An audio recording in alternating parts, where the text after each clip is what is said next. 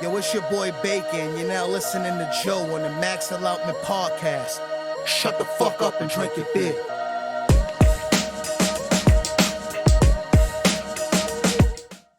You do some tracks. All right, here we go. Episode 31 of the Max Allotment Podcast. Here with my two fellas, Joe, Hector, and myself, Joe, the host, with the best now setup, in my opinion. We're only going to continue to get better and better and better and better. Evolve. Mejor. Arriba! Yeah, man. So let's see how everybody's doing, and let's start getting our beers ready. Joe, how you doing, brother? Groovy, you already know. Living life. How you? How's everybody? Activo. I'm good, ¿Estás man. activo, yo? ¿Todo Supiste. bien? Tú supiste. Joe's yeah. Always happy. Joe's enjoying the cousin of the hops. Yo estoy pellicándole una teta a una nube ahora mismo. Joe's is always happy. You feel me? That's it. Hey, Always happy. Positive vibes all day. Let's get it. as long as you're good, as long as you're on the positivity tip, we're good. Always. Hector, what's good, brother? Everything good, my bro. Everything good. Happy to be back over here. Talk some beer. Yeah, man. You know, todo bien, todo tranquilo, todo activo, como debe de ser. So we're about to get some beers in and have a good time as usual. Let's do it. Let's do You it. guys again. Whoa. Yeah, what's up with that? See. Let's set it off right. There we go. There Turn you on go. everything. You feel me? So before we start talking, we're gonna start opening a beer. I know Hector and I have the same beer. Joe, which one are you gonna be popping? I'm gonna do a Daddy's Money. Gotta give me 2 seconds though. Daddy Yankee money. Daddy Yankee Money. BRB. Yo, So I'm Hector and drinking I. a Coors Light Artesanal. So from Beer Research Institute over in Mesa, Arizona, we're drinking the Rice Krispie Boys. It's an American rice lager. You know, I've been seeing a lot of rice lagers come up. I fucked up. I'm not gonna lie. I let mine get too cold, so it's a little frozen.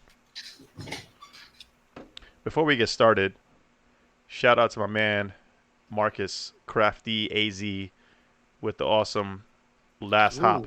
Jordan. Okay, I see you. Super clear, super clear. Let's see what you got there, Joe. Ooh. This Oh, you one had, is a hazy IPA. you had this one already, right? Money. Yeah, I had this before. It's But I'm pretty saying on good. the pod, you were you? Yeah, I had it on the party Oh before. yeah. Okay. Cool. Daddy's Cool. money. Daddy's Money. Hazy IPA. Nice 6.8 of greatness. So I've already had this beer. Hector, tell me what you think about it, bro. Nice American rice lager. Tell me what you think. Dímelo. Has a good flavor. Very crisp. Like the crispiness. Not very, no hops. It's usually a traditional American craft beer Coors Light. Would you say this is on par with that, or are you just joking no, around? it is way better because I don't like Coors Light. Coors Light Okay. tastes less pointless. This has flavor. Has kind of like a sweetness to it, like a tad of like a honey to it, like at the end. Okay. Enjoyable. I'm pretty sure those who like pilsners, lagers, that wave, that light, crisp beer, they will enjoy this and they could crush this back to back for a while. This is very good. That's all. Yeah, man.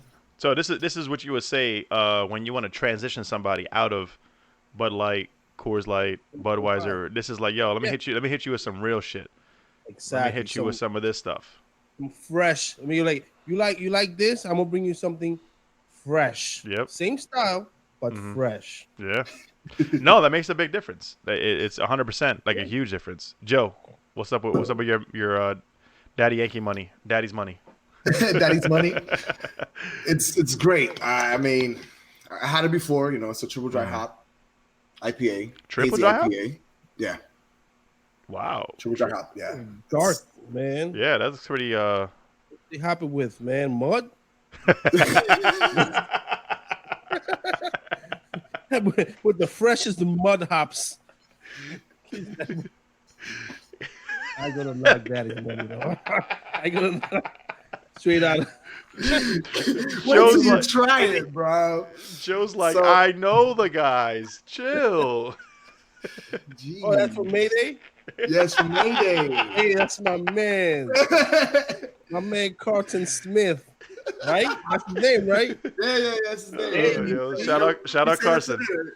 Shout out to all the Shout out to brewers. Carlton Smith. He gotta give me the name of the new mud hops. Make me brown. You know, Nah, I it like was to Bro, was- it's it pretty was good. dry I hop like with coffee. to indulge. It could be the lighting as well. Maybe it's the lighting. Well, this is maybe the my lighting. Look how the lighting affects this crispy, clear blonde color. Look, this Clarito. is super clear. Yeah, I dig that. It's good. It's good. It's Isn't a that little. dope? It's a little on the bitter side at the aftertaste, but Okay. So compared to the other hazies you have, since you've had a few, you had the last episode, you had the P40. A few episodes before that, I think you had. Oh, you also had the Everclever from Bearded Iris, from Green Iris, yeah. and you had a few Bearded Iris. So now that you Yeah. had a few hazies, and now you're comparing it to this one, does it? Where would you rank that? Is it close? Not close? And it could it could be better or go ahead. Could be better. Could Yeah? be better. The aromatics of it too. It's like it doesn't hit you with that fruitiness like other IPAs. It's, are you getting? Malty, floral. It's more malty than anything else. It's not more Okay. floral. See, You know? right there. That's a fall for me right there. In IPAs. Like I wanna- it's I wanna- the hops. I wanna It's take- Mosaic, Citra, Eldorado, and Mandarina Bavarian. It has a good hop combo. Yeah. It just probably they use it at the wrong timing. You know, depends where they use it. Could You know, be. to bring out different characters of the beer. Would it be also like yeasting or whatever? Would that Could be play a role? could be the yeast, but it's mostly if you're tasting the malt, probably the malt profile that they're using. That'd be dope. I mean, hopefully we'll bring him in. You know what I'm saying? He's down to talk, so maybe he can Yeah, but I'm explain pretty to sure- us how I'm dark. pretty sure- Why is it so dark? It doesn't I'm give pretty me. sure that beer has is people that like it, that they keep on making it. You know, Yeah, So, yeah, for sure. I mean, each his own. I don't like those multi IPAs. I prefer the Nah. hazy, between I've Keep had it a in the lot stack. of malty. creamy, lighter body, lighter color. yeah. No offense to no beer. all beers matter. I prefer the lighter color beers. So Wow. it was funny. I'm thinking. So serious. I'm thinking. No, I'm thinking. I'm remembering the fact that he had a white stout on the first time he recorded with us. So you said all beers matter. Hey, see? Anyway, so I was gonna ask you, Hector. Now that we're talking about the this IPA, could it be that they used more malt or stronger malts Yes. that doesn't balance Yes. out with the hops? different malts. They have different color to them. Okay. Like the caramel malts go from 10 to 120, I believe. 120 being the darkest. Same thing goes for different other malts. They have different colors. So the darker the color, the darker the beer is going to be. Got it. So it depends. Maybe they use a darker caramel malt. Okay. That'd be interesting. Maybe we could ask him. Like, that's how No, he's no, down with malts, it's so always I'm good. down, like, Caramel malts. It's always good to Yeah. to have the conversation, then just kind of see where your mind is, because I mean, how many people don't have the connections that we have, right? So Yeah. these are conversations that happen in every small group where there's someone, what's this, what's that, how is it different than this IPA, da da da. So it's good for us to have those conversations, but it's also good that later on we can talk to Carson or Sean or whoever else we talk to, different head brewers, and say, hey, so what do you use this that gets this flavor, or what do you use to get that flavor, and then we can see how accurate we were. So we do our predictions, our assumptions, and then we say, hey, oh shit, we were nowhere near, as we had no fucking clue. We were way over here when we should have been over there. So it's good to have those conversations. Yeah, for sure. Yeah, I got you. Before we continue further, I want to give a huge shout out to Roberto Clemente Day, El Día de Roberto Clemente, number 21, retire 21. along with another brother that passed away this year, Chadwick Boseman. Boseman, as you pronounce it, right? Yes. Mr. Black, Okay. Mr. Black Panther Okay. himself also played Jackie Robinson, so right in line with the Roberto Clemente. We haven't recorded in about we record every 2 weeks, so we haven't had an opportunity to, send our thoughts and well wishes. But he made it. I can't front. There's not many deaths that have hit me this year. Fred the Godson is one of them. That hit me for sure.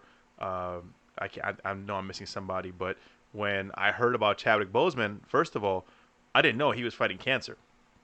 I mean, nobody knew. Fam, that was it's. Crazy. My mother fought breast cancer for 4 years. I witnessed how that is. So for somebody to do as well as he was doing while fighting cancer, it's pretty fucking impressive. Yeah. And then keep it on the wraps. You don't know what other people's battles or what other people's going through, man. Like that was wild. Like he did movies. He did numerous movies. Yep. Exactly. The last movie that I saw that I went to see, I think I saw it in one of these apps, 21 Bridges. Yep. It was one of the recent movies, eh? Dude, that was like last year before. Like he was already battling cancer. That was like it was. Well, I think when did he make his debut in Civil War, like 2016, when it comes to the Marvel universe? Yeah, he's been battling for 5 years, bro. So he's been struggling, and that's impressive, man. That shows you how strong mentally people can be. That if I'm not speaking on anybody as far as saying anybody with cancer can't. I'm speaking generally and saying, hey, listen, if you have the right mental space and the right support team, you can get through a lot.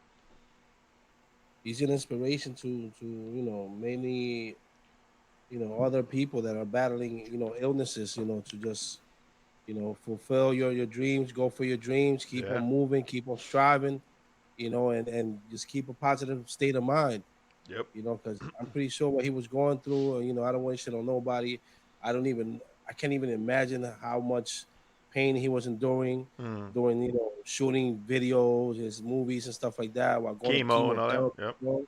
Come on, bro. Like I've seen people going through chemo and they look destroyed when they come out. Like they just fought 80 fucking hated, bro. And they tired of just battling, bro. Yeah.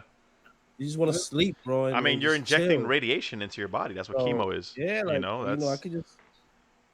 Man, I lost my dad because of cancer, so it's like God bless his soul, man. God bless his soul. Like, I know all that, and the fact that Chad did, he went to the cancer patients as well. Yeah, him being a cancer patient, and he was there, like pretty much showing support to these little kids. Yeah, like you could do it. You could do it. Keep living, to keep chugging, bro. While he was fighting for his life, man. A living superhero. Didn't he actually graduate college? Yeah, he graduated. Yeah, like recently, like while he was fighting it, like he was. He and finished. Denzel Washington paid for his tuition. That's fucking nuts, dude. Like that's crazy. Like that was like I never knew that. Like Denzel Washington paid for his tuition. Yeah, and pretty much Denzel had an interview. He was talking about how he pretty much passed the baton to Chad. Like, yo, here, you're next. Wow, it's like emotional as fuck, bro. Yeah. Like Jesus, yeah, it's crazy, bro. Like. So many people made fun of him, man, while he was struggling. Like it made me like I'm a jokester, bro. I like cracking jokes and shit. It made me look at things in a different light because sometimes I'll be cracking jokes and people I don't even know what the fuck they're going through. And that made me just think about the whole circle. I'm like, damn, I should be nicer, man. Yeah. No, fucking hater que se ponga un cole, le ponga una bufanda y una media. But I have to be nicer though, bro. But no, it's one of those things right on par with what Joe said. He witnessed it firsthand. I witnessed it firsthand. And it's just, I guess everybody says he's an inspiration. So R.I.P., rest in peace, sleep in power, brother. Not to keep it forever. Not to keep it on a downer, but I just recently got a phone call from a middle school friend's mom who called me and said he passed away. And it was like, damn, bro, like 2020 has been man. God, like it's like, so it's like, ugh. Anyway, moving on. Let's try to keep it more positive. But yes, we don't forget those who passed. We respect them. We honor them. We continue moving forward, and we do what we got to do. So, was it yesterday? Yesterday, we were in the group chat, and I think I told you guys had to watch Taco Chronicles.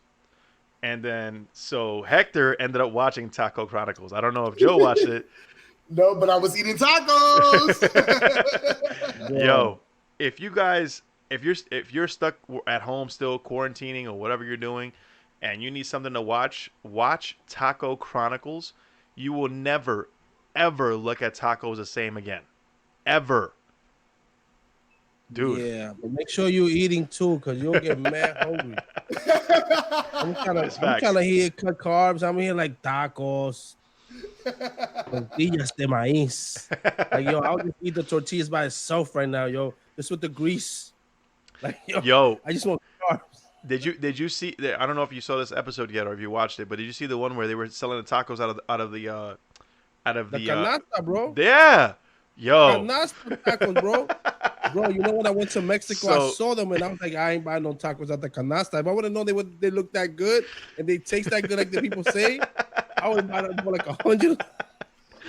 So for those who don't know, these are the tacos that they sell on bikes in the baskets. Like they got these giant fucking baskets, and it's probably like I want to say close to 100 pounds. I mean, they're full of tacos and water to keep the tacos fresh and warm and shit like that. Then they have the fucking condiments on the fucking bike too. Like it's not basket holds about 250 tacos, bro. And they were slinging the fuck out of them. They were just like, yo. Bro, that's like a hot commodity. That's like patelitos out here. My man. Corner patelitos. It's like the corner patelitos in Fordham. They have the patelito lady and the guys selling patelitos for $1. They got the taco de canasta out there in Mexico. Wow. But the thing is, like, they're on a regular bike. It's not like a tricycle or one of those things. It's a regular two-wheel bike with a basket attached to it. Like you saw E.T., right? The fucking bike like that with the basket attached to it. Fill it up with tacos, and they slinging tacos from the basket. That's it. Riding on the bike. With the fucking on the side, a little shelf on the side of the basket with the fucking condiments and shit, the salad size and all that. Yo, they weren't playing. They had it all set up. I was confused though with the price, because one of the dudes says cinco. If it's cinco Mexican, 5 Mexican pesos, it's less than $1, bro. It's like a quarter. Yeah. But the other dude said 30, which is like $1 and change or $2 and change. I was like, okay, that's not bad. Still, you know, like, yo, what? I paid. You know what? You remember those Taco Bell dollar potato roll tacos? That's what it reminds me of. Yeah. Like taco de canasta. It's like those dollar hurry up, get the fuck out of Taco Bell face burrito. Yeah. Bye. All I'm saying is, I saw how they did it. I saw how they were whipping the tacos up. I saw how they would put, yo. I'm like, they look mad good. The chicharron. You come through around my neighborhood like the ice cream man. I'm running out my house. Ew. Not the tacos are coming. Oh, she left. Yo, send me a text when you're on the block, bro. I'll be outside 110 degrees waiting for that shit. No, but they look mad good. They have potato, chicharron, and frijoles. What? Dude. Like $1, bro? That's a meal, bro. Bro, we're all Caribbean Latinos, Puerto Rican, Dominican, and it doesn't matter how much we are in tune with our heritage. Tacos are tacos, man. Tacos are something we'll just. I'll piss off my grandmother to eat some tacos. I'll tell you right now, my grandmother. You ever try to eat other Latino food in front of your grandmother? Bro, she's about ready to disown you. I don't know about you, my grandmother. So real quick, to a little divergent. My great grandmother, we took her out to eat at a Spaniard restaurant, and she's there the whole time. Oh, los puertorriqueños hacen arroz más bueno. Oh, like the whole time. I'm like, bro. So in translation, she's sitting in a Spanish restaurant, so a Spaniard restaurant, and she's saying in Spanish. Not even like trying to like under her breath or some shit, super loud, that the Puerto Ricans make better rice than these guys do. And I was just like, man. So let me tell you, my family and listen. So yes, tacos are amazing. If you don't like tacos, you can't enjoy tacos. Whoa. I don't know what's wrong with you. And this show is like it fucking hits every. Bro. savory. Whoever doesn't like tacos, that's a problem. Seriously, you got a psychological problem, bro. Who doesn't like tacos? Like, yo, you a monster, bro. Yeah, that's your monster. You're not human. Yeah, you're sick. I'm scared of you. You might kill me in my sleep. In my house. Bro. You don't like tacos. I'm scared. I ain't fucking with you, bro. I'm blocking you. I'm calling the police on you, bro. What's crazy, before I came to Arizona, I was very much like the typical tacos, like the Taco Bell tacos with the fucking hard shells and shit. I mean, what do I know about tortillas? You still wilding, bro. Yeah, it's all about listen. You live in Connecticut. Even when I lived in Connecticut, even when I was living, even when I went to go visit Yonkers, even when I went to go visit Yonkers, you go to you ever been to the bakery in Yonkers, right off of oh my God, it's next to School Street, that one bakery that's open like 24 hours. On Neppahan? Yes, right off of Neppahan. Yonkers Avenue? Dude, even when I went there, like I would go there all the time. I still didn't know. I'm not gonna. You ain't get shot. People get shot there for getting bread, bro. Yo, let me tell you. To this day,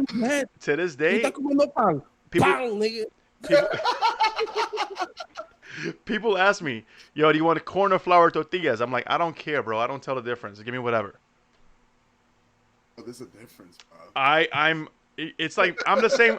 I'm the same way with water. People are like, "Yo, I don't drink that water. Water's nasty." I'm like, fam, I don't taste water. Right now, bro. No. I don't taste water. Like people are like, oh, that brand of water is nasty. Give me Dasani, give me Fiji, give me this, give me that. I'll drink it all. I'm good. Smart water, Fiji water tastes very different than any other water. Now I know it has better ingredients in for you, but it's well balanced. Evian water, I don't like Evian water for some reason. Evian. Evian. Evian. He's like, I don't pronounce it, so fuck him. That shit sounds like fucking como colcha, nigga. Una colcha mojada. So sabe como una sábana mía, ¿no? So to anybody listening to this, I'm never gonna be, I prefer corn tortillas or flour tortillas. I prefer this water over that water. Fuck it. I don't give a shit, bro.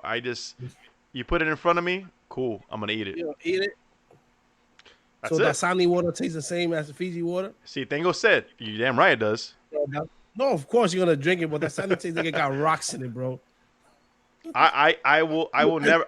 You know what I'll do is I'll go to the water aisle, the fridge with all the water in it, and I'll just be like, okay, what's this? What's that? All right, let me get that. That's a sale. Two for $2. I'm grabbing that. I'm not like, I'm only drinking Fiji water. I'm only drinking Smart water. No. I drink my Poland Spring, my Deer Park. I'm gonna knock them. But there's some waters that taste different. Like Dasani water tastes different, bro. And Evian water tastes like. I guess I've never been the type of person that's like, oh, nah, I'm good. I don't hot sweat pillow, bro. You're just making shit up, bro. You wake up. You're like, Ese sabor de agua. All right. So let's get back on topic because this is what happens. So circle back to Taco Chronicles. It's on Netflix. If you haven't watched it yet, do yourself a favor, watch it. When you watch it, tag us in it because it's fucking awesome. And I tell taco. me bring favorite taco me. El pollo. Pollo? You know what's funny is that I've never had tinja before. Oh, what's that? Tinja. What's that? It's spicy chicken, shredded spicy chicken. Oh no, I'm good. I'm no spicy. You thumbing down, bro. You monster. The little sauce shit too? I don't do spicy. No. You know that. You're like, that's true. You don't like spicy. But there was an episode on Taco Chronicles where they talk about the guisado tacos. Ooh, when I saw that, and guisado means like stewed. So for those who don't know, guisado means like stewed meats, stewed beans, or whatever is going on. Bro, that shit, when they were packing that shit into the top, I was like, my man. Not really. That's what I need. I'll stick to the pastor, the barbacoa. Ooh. That's one thing I can say from learning from my grandmother. El pollo guisado. That just sticks with me wherever I go, bro. I make pollo guisado all day. You know, my brother was just talking about that earlier. He's like, yo, Puerto Rican pollo guisado is different from Dominican pollo guisado. Come on, man. What's wrong with you, man? For real? I don't like pollo guisado. He's like, yo, but you should taste the Puerto Rican ones, though. ain't eating here because I'm gonna go eat over there now. Puerto Rico. Yeah, But yo, man. I'm telling you, like I can do. I love pollo guisado, bro. Whenever my grandmother used to make that shit, all day. Keep it coming with the potatoes in it. I stick with the carne pastor. I stick with matinja.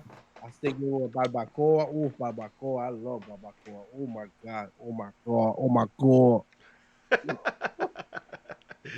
Yo, I love Oh. barbecue. Yo, anything barbecue-y, I fucks with it. What about you, Joe? Oh. What's your favorite taco? Hmm? Joe, what's your favorite taco? Sí, eso mismo. You're muted, fam. Eso mismo, yo. Eso mismo. Es el mejor taco. I get some carnitas. Oh, Okay. Oh, wait. You eat everything, bro? Nah, it's just carnitas asadas. You gotta if you like carnitas, you gotta watch Taco Chronicles. Then you're gonna have a different. Oh, for real? Yo. Oh, shit. Let me I tell thought you. you like carnitas, bro. Okay, like I fucks with carnitas though, but See, there's a difference. Carnita, right? Ooh, excuse me. It's like my girlfriend's family. They say carnita for anything. They'll say carnita for beef, carnita for pork, carnita like whatever it is. And I'm like, I'm pretty sure there's a difference. And when I watch the Taco Chronicles, it says there's like they'll say, I don't know if they say cerdo or whatever it is, but they say the pork is one. yeah. The pork is one thing, and the carnita is the beef. Mm-hmm. So I was like, Bro, you know carnitas is snout, ears, tripe, stomach, everything, bro, chopped up, man. yeah, you better Bro. fact check. Ah! You better fact check your carnitas because you're gonna have a bunch of Mexican dudes coming at you in the comments like, "Yo, what the fuck?" Yeah, like It's true. I saw it yesterday. I like carnitas. I was like, I didn't know myself it had all that me different either. types of meat. But Yeah, there's I different guess parts I like of Mexico. That. That's what I get. Like, But it's different parts of And then- Mexico. They make it differently. So the carnitas, that's what I'm trying to tell you. The carnitas that you think are not in one part of Mexico are not the same in another part of Mexico. So there's there's a lot of differences, and that's what I learned from that show too. Yo, watch the fucking show. That's yeah, what I'm I'm saying. watching it tonight. The carnitas from Oaxaca have everything, bro. Did you just make up that sound? Wait. Yo, Oaxaca that spells Oaxaca. Oaxaca. What? You just like saying that. That's what it is. Yeah, bro. You just like saying Oaxaca. I can't even say that. Yo, All right. Bro, 2 years back, you should have seen me in the Mexican restaurant sounding dumb as shit. Oaxaca.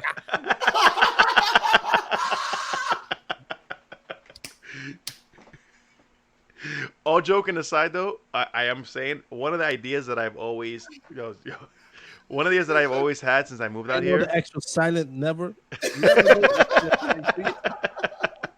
The X is silent. Not the X is a J, actually. The X is a J, not silent. Yo, one of the things that I said is that we should do a blend of Caribbean Latino with Mexican. So like Maduro burritos and shit, like all types of crazy nonsense. Bro, we can make that shit happen. Mofongo burritos. You can do mofongo burritos. Or I saw. Niggas making me mad hungry, bro. Bro, I saw a plátano like a mofongo smashed in the aluminum foil in a burrito with stuff inside, bro.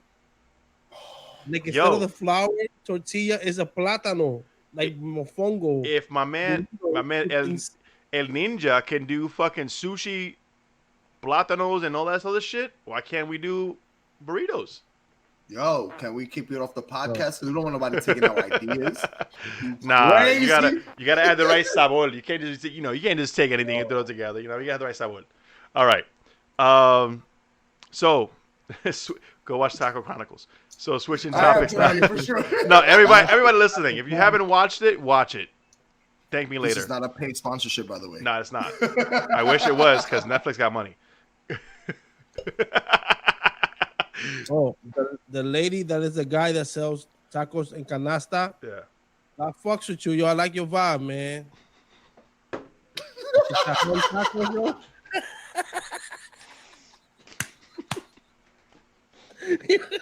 Yo. Yo, the Yo, we were. chicharrón tacos look amazing. Yo, my man, we were way over the basket tacos like a long time ago. He's like, yo, real quick, in case you hear this from the Bronx, we fuck with you. Wow. All right. Moving on from Taco Chronicles. We're done with Taco Chronicles. Ooh. All right. I'm hungry. Told you. No monchi. Come on, cheese. You about to eat a can of beer, bro. Let me tell you. I've seen people high on munchies or crave munchies, and I've been drunk craving munchies. Like, is there really a difference? Yes. Because I'm now that we've stumbled onto this topic. Listen, when I'm drunk and I'm hungry, I'm like, yo, I'm ready to throw down whatever. I've never been high, like, so I've never had like the high munchies, but like I've seen my family, my friends, and when they smoke out, they're like, yo, they throw any, my let me get this, let me get that. I'm like, bro, that's 3 days old, don't matter. Creative, hungry. When you're drunk, you want grease. You want un sandwich, you want chimichurri, Okay. some fried food. So there's a different craving. Grease.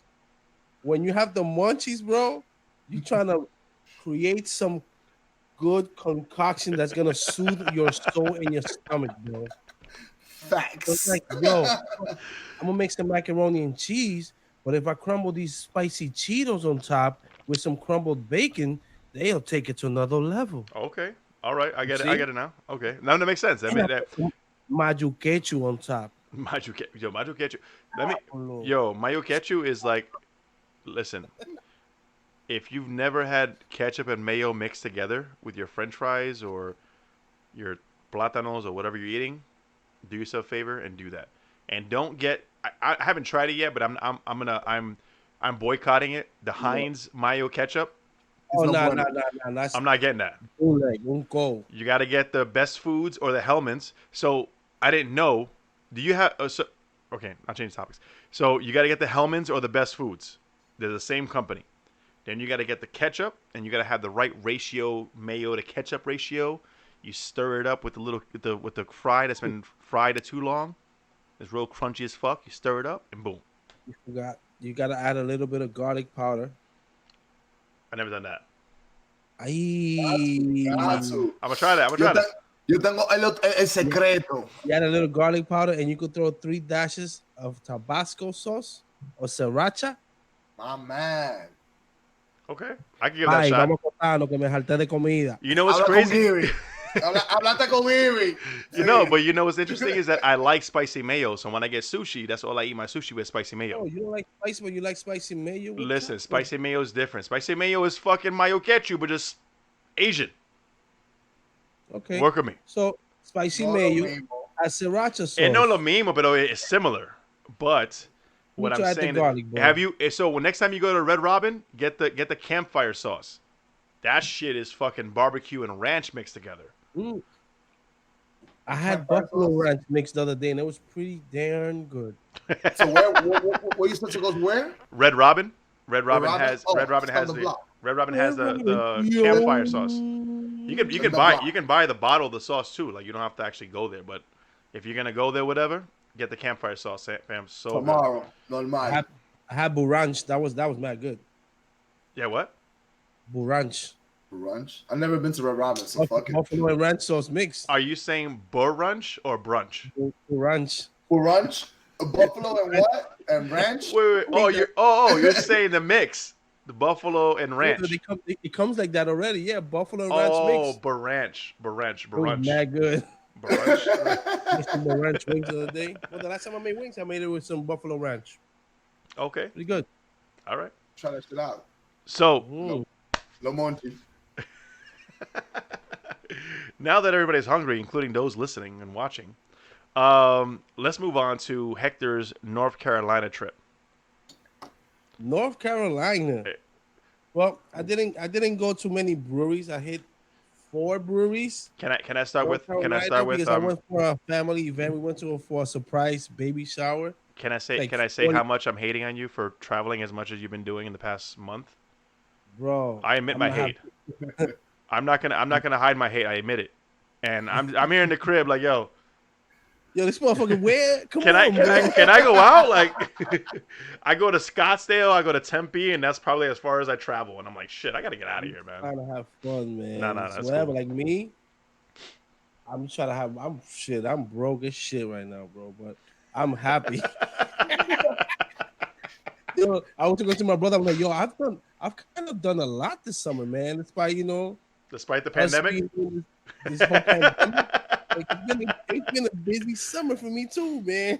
Despite the quarantine and the pandemic, yeah, you've been busy, bro. Yeah, can't complain. Nah. So North Carolina is very nice. I like North Carolina. Very, campo, super campo. The breweries were all a different vibe. All the breweries had different, same but different tasting beers. It was crazy. So I went to one called Clouds Brewing. Clouds Brewing is more into the new wave of the Gozas, the sours, the Got New it. Englands, the fruited pilsners. That wave, Yeah. good beer. They don't can yet. They do bottle. Good stuff. Good stuff. They also have a good hard seltzer. The only brewery that has a good hard seltzer besides Evil Twin is Clouds Brewing. Because I've tried others and they're trash. Wow. Sorry to say. They taste you're got that giving medicine taste. I was skeptical when he's like, oh, we have this black cherry seltzer. And I was like, bro, is it clear? Yeah, I was like, what's the color, bro? Is it clear? He's like, no, it's not clear. It actually has some color. I'm gonna bring you a sample. And I was like, oh, bet. Yeah. I was like, oh, it doesn't taste like Tylenol, bro. Rubber tussin at the end. I'm impressed. Oh shit. So that you gave Cloud- the cosign? Yeah, Clouds Brewing has some good stuff. Clouds Okay. Brewing has some good stuff. We also went to Big Boss Brewing. Okay. It's like a big metal barn with a big space in the dead end street, basically in North Carolina and Raleigh. Beers were okay. I'm not gonna, they had very traditional beers, the amber ales. They had a pineapple sour that I was not too fond of. That was somewhat brown. I was like, yeah, you're using mud here too, bro? The same hops that they're using with Daddy Money's. Daddy's money. Yo, the mud hops. That's the name of the episode, by the way. Mud hops. Bro, I'm Mud telling you right now. hops. Mud hops is the name of the episode. You got That's it. Had a pumpkin beer that was decent. I'm gonna write it down right now so I don't the forget. vibe was had a good food truck outside. We didn't have food, but it looked nice. It was okay. From there, we went to another brewery. Oh, we went to Burrito Brewing, one of the little branches that they have in Raleigh. They're actually from Asheville. They opened up a year and a half ago in Raleigh. Nice little boutique kind of vibe. They had a few tables outside. The beers were awesome, phenomenal. Burrito, I love you guys as always, man. Good beers. I know Dude, you guys have. did you see their can art? The can art they have there? Yeah. Dude, the can art's Dude. fucking sick. Burial have good beers. I had a few. Yeah, let me show you. Their new double IPAs that they had. Good. They had a 14% Black is Beautiful stout, which Nice. everybody has different, variants to the stout. They did a 14%. And then from there we went to a brewery. I forgot the name. It was Brasserie. Oh, Noose River Brewing. What a name! And let me tell you, it was a weird. Wait, hold on. Noose, like N, Yes. like N, like Nancy. Noose. Yeah, like Noose. Yeah, that's what I'm like, yo. Bro. Yeah. Yeah. Wait a minute. Let me get this straight. The brewery's called Noose River, Yeah. and you voluntarily went to go inside this brewery. Yeah. No red flags in the name. Bro, of course it was red flags, and it was like, me. I like putting myself in that situation in breweries. So I'm like, It's like, there. I'm in the South. Y'all ain't gonna do nothing. It was six of us. I was like, all right. Have you heard of the Civil War? cool, bro. It was just a different vibe, No shit, it's called Noose River. Noose. Hey, what the fuck? bro. They have a brewery that only has 5 beers. They only brew five. They only brew 5 beers. They brew a table beer. Yo, I'm Belgian not over the name yet. I'm still stuck on the name. I'm not gonna lie. cherry pie. They're gonna come after you. They're gonna go to you in the Bronx. They're gonna come after you. They sat us inside and they went to check on that table like 18 times a minute, bro, making sure these Spanish guys ain't run out of here taking out fucking beer. Oh my god. Yo. But yeah, we went to Noose River Brewing. I knew I was like, I'm forgetting it's a weird name that caught my attention. That's what Noose River Brewing. So this is the can art that I was. Oh, you can't see it. Fuck. Fuck it. Basically, it's a sheep, and the sheep is like laying on the ground, but then underneath it, the legs are fucking destroyed and chopped up and whatnot. I'll send this to you guys in the DM so you can see it real quick. But yeah, Burial has some crazy fucking can art, which I love. But yeah, I'm still stuck on this Noose River. Woo. Yeah, like I'm pretty sure a lot of people have taken, a name kind of in. What was the logo? Is there a logo for this brewery? Yeah, it's like a river with a noose, bro. Yo, you're lying.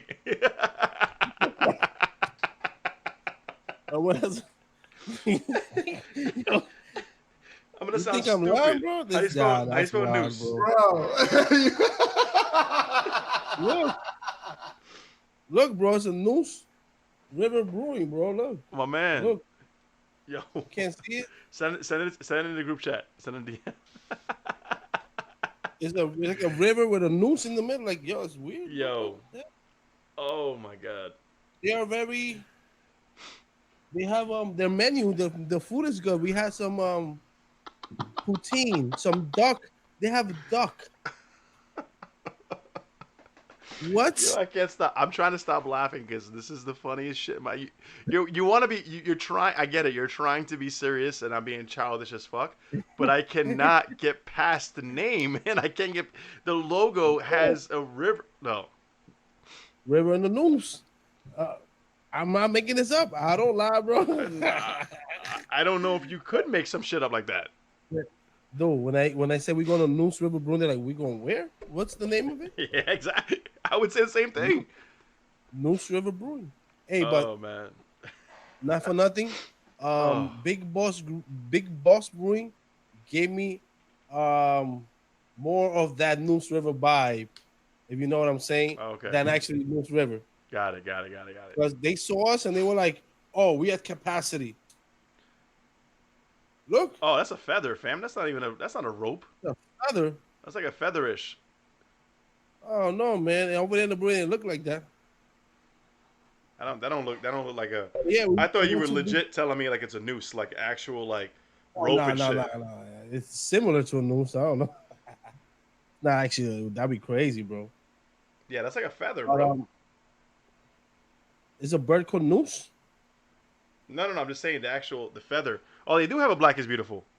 Why are you shitting on them, bro? They didn't have it there. But they have a Black is Beautiful. They didn't have it there, bro. So I take back all my childish and very immature comments, but without researching first. Shout out to Noose River Brewing Company. They had 5 beers on top. They didn't have Black is Beautiful. I hope they have a really good story as to why they picked that name. That's all I'm saying. There's a river. It's the name of a river?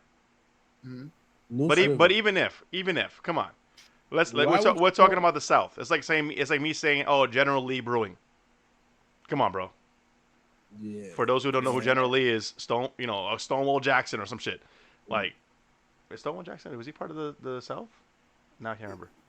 Anyway. You know it's 2020. Everybody get butt hurt. You feel me? No, but what I'm saying is Noose River. There must be a reason for that name, and then to name that after your brewery is like, I don't know. All right, I'm over it. Now I want to. If it's it's a river, actually, I want to find out why that river is called Noose River. I'm saying in North Carolina. Tú supiste. All right, so moving forward, what other breweries have you visited? That was it. I went to Noose, Big Balls, Clouds, and Burial. I had one brewery afternoon. I went to 4 breweries same day. Quick, good beers. Burial, as always, has the to me has the better of my liking beers. So, Um, how many breweries did you tell them you're part of a podcast? all of them actually. In Burial, I was talking to Doug. Man, Doug, he was I think one of the managers from there. Yeah. He actually did a 3-month cross country tour, bro, Oh yeah. and accidentally drove into in Minnesota Mm-hmm. to Dark Dark Sky Dark Sky Night, which is like one of the biggest stout shares in the world, basically, bro. Okay. And the story, he trades beer, he drinks beer, Nice. cool dude. Yeah, man. Shout out to Doug So, man, my man Doug from Burial. and Doggy. Yeah, dog. My man Doug. So yeah, I spoke to them. The guy from Clouds Excuse me. Brewing. I spoke to the head brewer from Clouds Brewing. Yeah. Name is Chris. I believe it's Chris. I know Patrick was the bartender. Actually, put me to speak to the head brewer, but he was a little busy. Okay. He had some meetings going on with another colleague that was there, some Zoom meetings. So we didn't speak much. He did show me the brew system and things that they're doing, in the future and stuff like that. But it was short talk.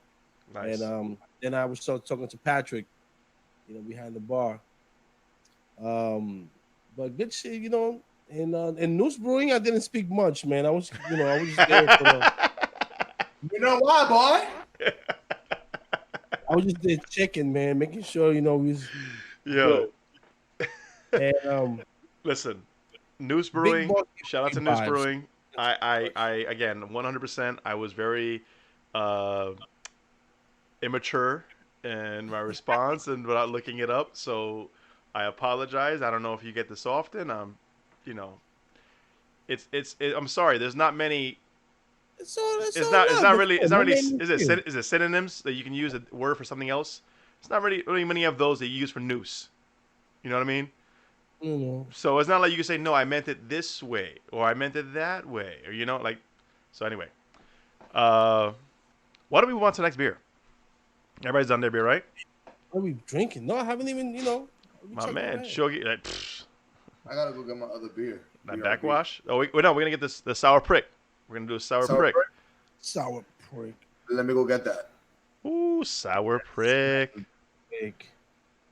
El sour prick. Vámonos. Let's do it. Anyway, Shit. all right. So here we go. Where's Joe? Where the fuck? Oh, there he goes. All right, here we go. right here. We're gonna do the sour prick. Sour prick. It's a prickly pear sour from Joe's favorite brewery, Goldwater Brewing. Jish. Una vaina bacana.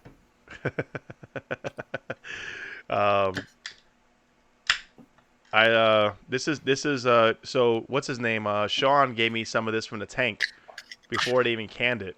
And it That's was actually Sean brew this too. yeah, man. And this shit was Oh, fucking no, good. no, Look at the color. man. Look at the color. Oh my god. Ooh. Hopefully it doesn't overflow. Hopefully I didn't pour too hard. Nice. Look at that. Whew. Sean over at Goldwater Brewing. They so Goldwater does a prickly pear IPA called Crimson Clouds, and the color is almost identical. And look at that, boom. And when he made this, and he's like, "Yo, try this real quick. We're gonna release it next week or whatever," I was like, "Dude, this is fucking amazing." I was immediately blown away. Smell is amazing.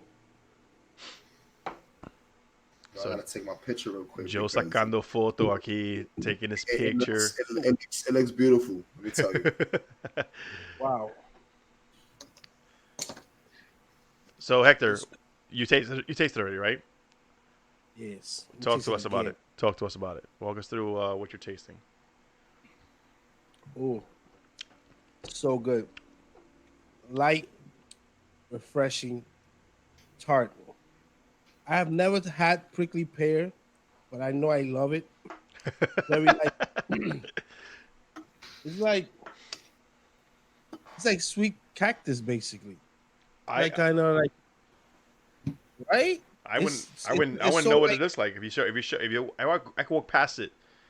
I could walk past a prickly pear and I wouldn't even realize it's a prickly yeah. I pear. wouldn't know. But this is good. Like it has kind of a sweetness like hibiscus don't have a sweetness, but it's kind of like that tart, Mm. dry tartness at the end with Yep. a slight sweetness. I really enjoy this. This is very refreshing. I could have mm, Joe, what you got? 26. Mm, 26. yeah, facts. 26. I have a case and two other cans. Oh shit! What you think?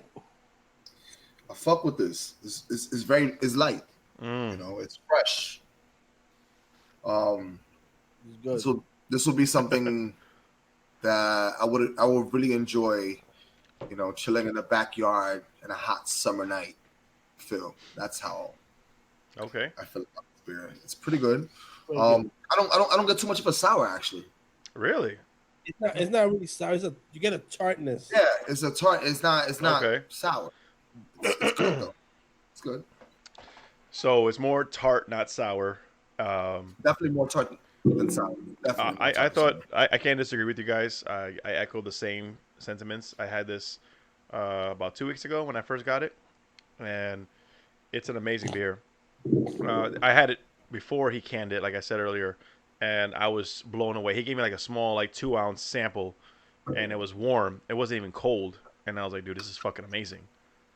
And so I dig this shit. This is the type of beer that I would say like, you know, This is very good. Like like wow, mm, the color is lovely. The the body of the beer is nice. It's not overwhelmingly sweet. yep, So it's just like refreshing and like it gives you like that yo quiero más yeah. vibe. Like you just want to keep drinking this nonstop. Yeah, like you could that's why I could drink 26 of these. Strong. Um, Knocking another one out the park, man. This is good. That's a so Berliner. shout out to Sean Okay. over at Goldwater Brewing. 4.7, nice and light.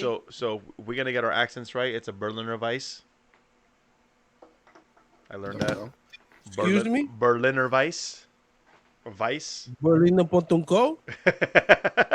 Yeah, it's the Berliner, bro. Berliner Weiss. Berliner Weiss. Así es? Watch, you're gonna keep saying it like that from now on. Weiss. I was Yeah, corrected. Listen, I was corrected by my white boyfriend. He came to me. I was like, "Oh, you got a Berliner Weiss," and he's like, "No, it's Weiss. You know, say Weiss." I'm like, Weiss. Weiss? Berliner Weiss? "It's like Goze." I was saying Goze instead of Goza. It goes on that. Yeah. I was saying Jose. I was like, Let's go. Goes Okay. Goes my man, I don't. Whatever language. I mean, I'm assuming it's German or something like that. I don't know fucking German language or whatever. What I know. So I'm not saying I can't learn it. I'm just saying when I said it the first time, I didn't know it because you read it what it is. But anyway, I Joe, just thought of a guy's trip. But, Berliner okay. Weiss. Joe, last What up? Friday you were hitting the breweries up or you hitting the bars up, bars and brewery I think it was. Yes, sir. So what now that you have a different your last week Hector or last time we recorded Hector made the mention that your background I'm sorry, your background your palate is graduating. Um, now that your background is like, oh, I used to drink beer a little bit here and there, but now I'm doing it more often. Now I'm looking for it and everything else. When you go to the breweries, what are you looking for and what are you excited about as far as beer? I'm getting more into the dessert beers. You know, those like the raspberry shortcakes and stuff like that. Those sours, those sweet candy like. Yeah. I like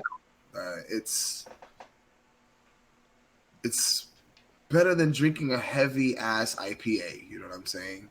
Or drinking a stout. Like there's some times that I want to be out and I have one of those vibes and Mm-hmm. the sour fits that vibe for me at least.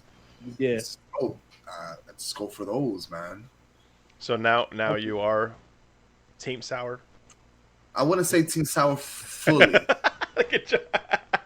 I hate sours. I don't like sours. Nah, I wouldn't say fully. I wouldn't say fully. I wouldn't say fully. Again, I drink depending on my mood, my height, how I feel. Yeah. So I have some times that I just want to go just stouts and porters. That's it, because that's how I feel. Mm. I'm more of a happy guy today, So Mr. Nice Guy. legit. So I started my day today with a sour today. I had a nice passion fruit Ooh. sour at Mayday. It's called Scoot and Bootin', which is pretty fucking good. It was like a little juice with like kick to it. I was like, oh, I fuck with this. The ABV was very low though, 3.7. Let me add something. I've been seeing lately these low 2.7 ABV beers. I don't know why. Yeah, I noticed that too. Wait. But Before we switch, because that's a good topic. Before we switch, let Joe finish what he was, because that's something we can go on for like a whole 2 hours of that. All right. But yeah, so by the way, I asked you if you had any topics you wanted to talk about before this. throw him under the bus. They come out as we speak. You know what? They come out as just. Wow. For those who don't know, we have a group chat going on, and I said, hey, here are the topics that I want to bring up. What do you guys want to talk about? And Hector was like, this list is cool. I'm good. Tato. Because we can expand from there. Look, we expanding. I'll fuck with you. No, let Yo, you don't understand. I gotta go back and edit this, and when I go back and edit this, I'm like, this conversation's finished, but not really. But then this conversation started, but not really, and I gotta go back and yeah. I'm down for the random conversations like we did with our taco conversation that went on for like 45 minutes on all other shit. I don't know how we got to water. I forgot how we got to water, but. Go ahead, Joe. Sorry. Now I'm going on a tangent. Nah, man. So, I'm just going to different breweries that I love. I actually wanted to go out to Yazoo because they moved out from the original location. Yeah. So it was like Yazoo was the first craft beer that I ever tasted from Tennessee. Mm-hmm. And we're like the fucking shit, like super welcoming. It's like home. It's like visiting a cousin's house. Okay. I like it, compared to other breweries that like, they kind of like size you up and say, oh, what do you know about beer? It's not as welcoming, like Yazoo was like, hey, what's up? So what you like what you into, and get to kind of know you, and then they're like, oh, this fits you. So taste this. I like that shit. Okay. It's like family. So I went over there to the new brewery, which is pretty dope. I had one of their beers that I haven't had in a long time. It's a smoked beer. Nice. I believe it's smoked in like some cherry whiskey. It's called Sue. So you guys should be getting that also in your box. Ooh. It's a bottle though. It's in a bottle. Yo, I get excited for bottles. I don't know about you, Hector. Not to again a divergent. Sorry, but I get excited for bottles. I get so many cans that whenever somebody throws a bottle into my trade box, I'm like, oh. Yes. Oh really? That's the only bottle that's gonna be in the box, but it's pretty good, man. Shout out to Yazoo. It's like visiting an old cousin. And I don't know. I got a lot of cousins I don't want to visit. I mean, I love my fam. You feel me? Shout out to my cousins. I see you guys. You feel me? But it was one of those. It's like, yo, okay, that's great. No, like, oh, you haven't been in a while. Taste this. I'm like, yeah, that's cool. Oh, so they're like, oh, this is what's new. Give it a shot. I got you. Yeah, it was one of those. It's like that home feeling. You know what I'm saying? Got it. You go to these breweries and like again, it's like they fucking size you up. I'm like, I'm not with the shit. I'm here to spend money. Like, I want to throw a noose joke out, but I'm like, no, don't do it. Don't do it. Yo, I'm like, don't do it. Fight it.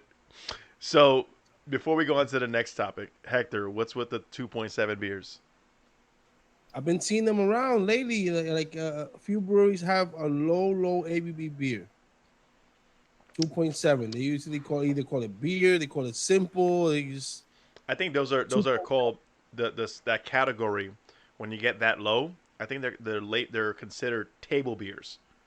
So they're table. they're meant for you to drink like when you're eating and uh, you're having a big meal, so you can drink a lot throughout and you don't get drunk right away.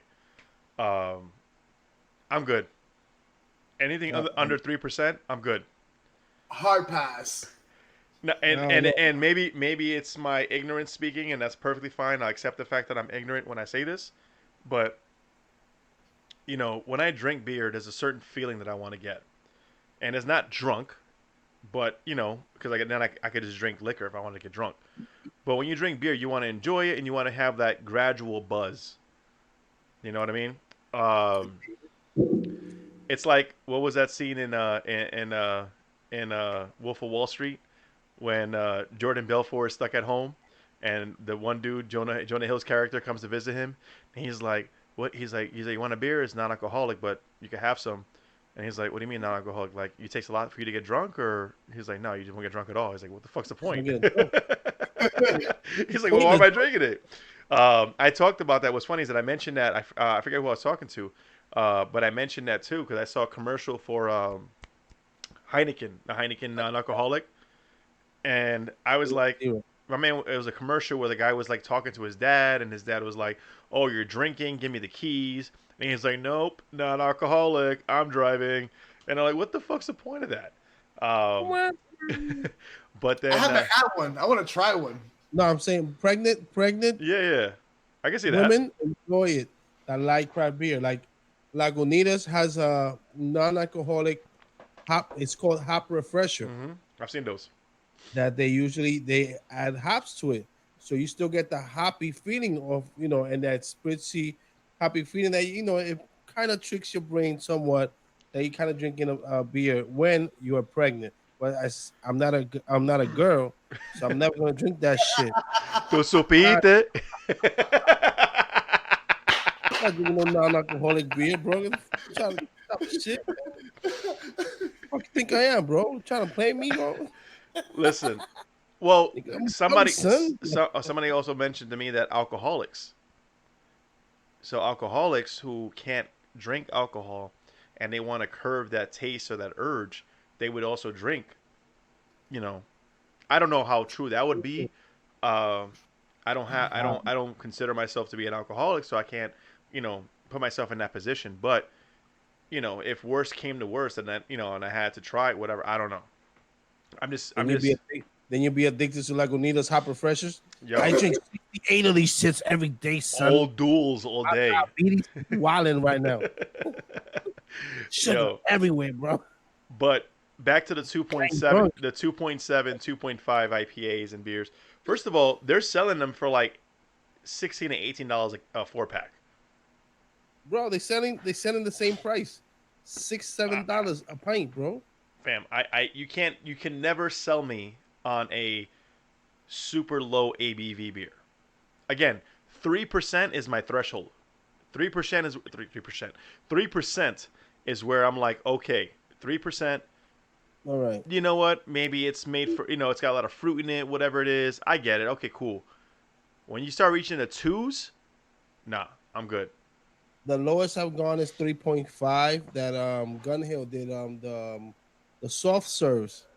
They actually 3.5, between 3.5 3.8. Yeah. That's it. Lower than that. And I don't even buy a 4-pack of those soft serves. I'm like, yo, no, I'm not spending $20 for some 3.8s on my Aquafina. I drink them in the brewery. Like, yo, let me get some 3.8. So if we are in the beer festival that you pouring that shit out of jockey box, I'm gonna drink 100 of them shits. Yeah, bet. I'm not gonna go buy a 4-pack of them 3.8s. Fam, I don't know. I can't. Again, I'm pretty sure it's my ignorance side speaking. I'm okay. I'm okay with that. I just not for me. Yeah, like to each his own. Like to me, if you can go pack a 4-pack with 18% New England IPAs, double dry hop, bet that's me, son. No, They said 14%. You know what's it called? Tired Hands has that. They have a 14% quad IPA. Oh, I have a can. I have a can Bro. of that quad. You're gonna. That's gonna. That shit hits. Murder She Roll. Murder She Roll. By the way, What? my boy Robert, he's like, yo, fuck that Wagwan beer. I don't want that shit ever again. Oh, word. We never spoke about that Wagwan. What happened with that shit? Yeah, it was good. It was good. But 17%, bro, it fucks you up. So for those who don't know, great South Bay Brewing. I think it's Long Island, right? Yes.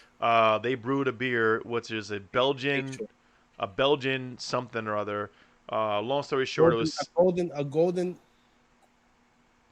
quad. Golden Quad, and it was 17%. And you're wrong. For as high as the ABV was, it drinks really good. At the beginning. Yeah, but when it warms up, yes. Yo. And so That should be like frutas fueguísimo. So I shared it. I had 3. I was saving it for when people come over. I'm like, yo, I'm not drinking this alone. I need at least 3 people to drink this beer because no way in hell I'm doing 17%. So, with 2 people. Fuck that. I did the same. And even then, when we drank that, immediately after we had our pours, we all felt like, yo, this shit's hitting. Bro, like you felt like you just guzzled half a gallon of vodka in your stomach, bro. Bro, Fire. it was. Yeah, like it came, like it's like smooth fruit. Oh, so I forgot to tell you. Oh, I want to try that. I forgot to tell you. I have a can of that shit left. Shit. So there's this couple. I'll be over there next month, bro. There's this couple in that was at Goldwater, and I was chopping it up with them. We're just talking whatever it is, and they asked me about the Wagwan, and I told them just what I told you. They're like, oh, I want to try. They're from San Diego. Oh, I want to try that. Blah blah blah. And I'm like, bro, listen. Let me tell you. let me tell you what's good. It's a good beer, but that shit hits. So I would say between 3 and 4 people is the way I would share it. But yeah, it's funny how we went from like a 2.7 beer to a fucking 17% in this conversation. Bro, like Hayuken. Pretty much. mm. Konami code and shit. Anyway, should we go on to the next topic or get another beer first? No, we're still drinking this. All right. Good. So we're no chug. This guy. Chuggy. I'm chuggy. No, I'm just. Oh, I was gonna go chuggy. Make it mucho. You can't even mention chug in front of these guys. You're like, oh, throw it back. So check it out. We're in September. September is where all the pumpkin beers come out. So with Joe being the novice, I want to hear his side of the story. Do you get excited for the pumpkin beers? I'll fuck with it. Pumpkin lattes. No. Do you get excited? That's what I'm asking. Did you look forward to it? I don't get excited. Like I'm not gonna be like, oh my god, yeah, I'm gonna try it. This day, probably on a date with a shorty, you know what I'm saying, and she's basic in a sense. Let's try this pumpkin beer. You with it? That's it. Okay. So that's the extent of it. Is that when you're at the brewery or at the bar or whatever it is, they got some. You know what I mean? Boom, you're gonna try it. Why not? Okay. Because she's gonna look at it. She's gonna be like, again, depending on the scenario. She's like, oh my god, it has pumpkin spice into it. It has pumpkin. Oh my god. Go ahead, drink your beer. You know what I'm saying? Other than that, nah, I don't really care for it. So you're saying that it's okay for her to drink it, but you're not on board with that. Nah, I'm not with it. Okay. I'm not excited for it. Like, all right. If it's You want to know something about pumpkin beer? What's that? up? Most of those pumpkin beers are made with squash. Oh shit! Ooh. For real? Dropping gems, bro. Yeah. Yo, how you drop a gem like? Because I never heard of that. Yeah, most of those beers are made with squash instead of pumpkin. Why? Okay. Yeah, I was gonna. Why? No idea. Well, it could be. Hold on. So again, this is us where we're gonna. This is where we're going to, as people who don't know, we're gonna say, hey, it could be this, it could No, be no. that, and then we can see. So squash might have a stronger flavor that lasts during Yes, the that's brewing what it is. process. Okay, we spoke about it on one of the homebrew. When I used to go to the homebrew meetings Okay. with work, we spoke about that. Yeah, it's texture Mm-hmm. and flavor Mm. because pumpkin's flavor um goes away faster. Got So it. you have to use way too much pumpkin to get like a pumpkiny flavor. Instead, they use squash and they use all the spices like allspice, nutmeg, Yeah. cloves, and it gets more flavors out, and it tastes more like a pumpkin beer. Okay. All right. I can Shit, see that. yo, drop a bomb on that, bro. Yep. So Yeah, y'all heard it here first. Next time you go drink a pumpkin beer, you start talking about squash and pumpkin. Just know where you got it from, bro. yeah. So be like, Give yo, us a this look. is squash or this is pumpkin, yo.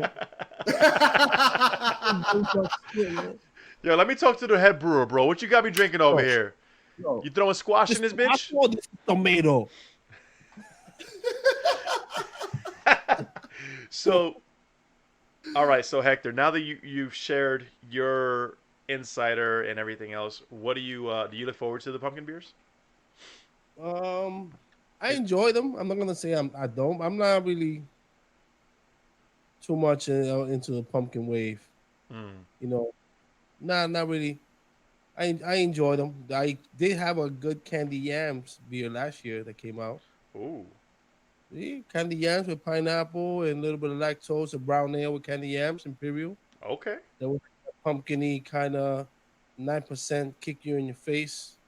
Guys from Uptown Beer Society they made and collaboration with First Borough. nice. Gun Hill actually. Gun Hill also had their hands on it. Mm, Yeah.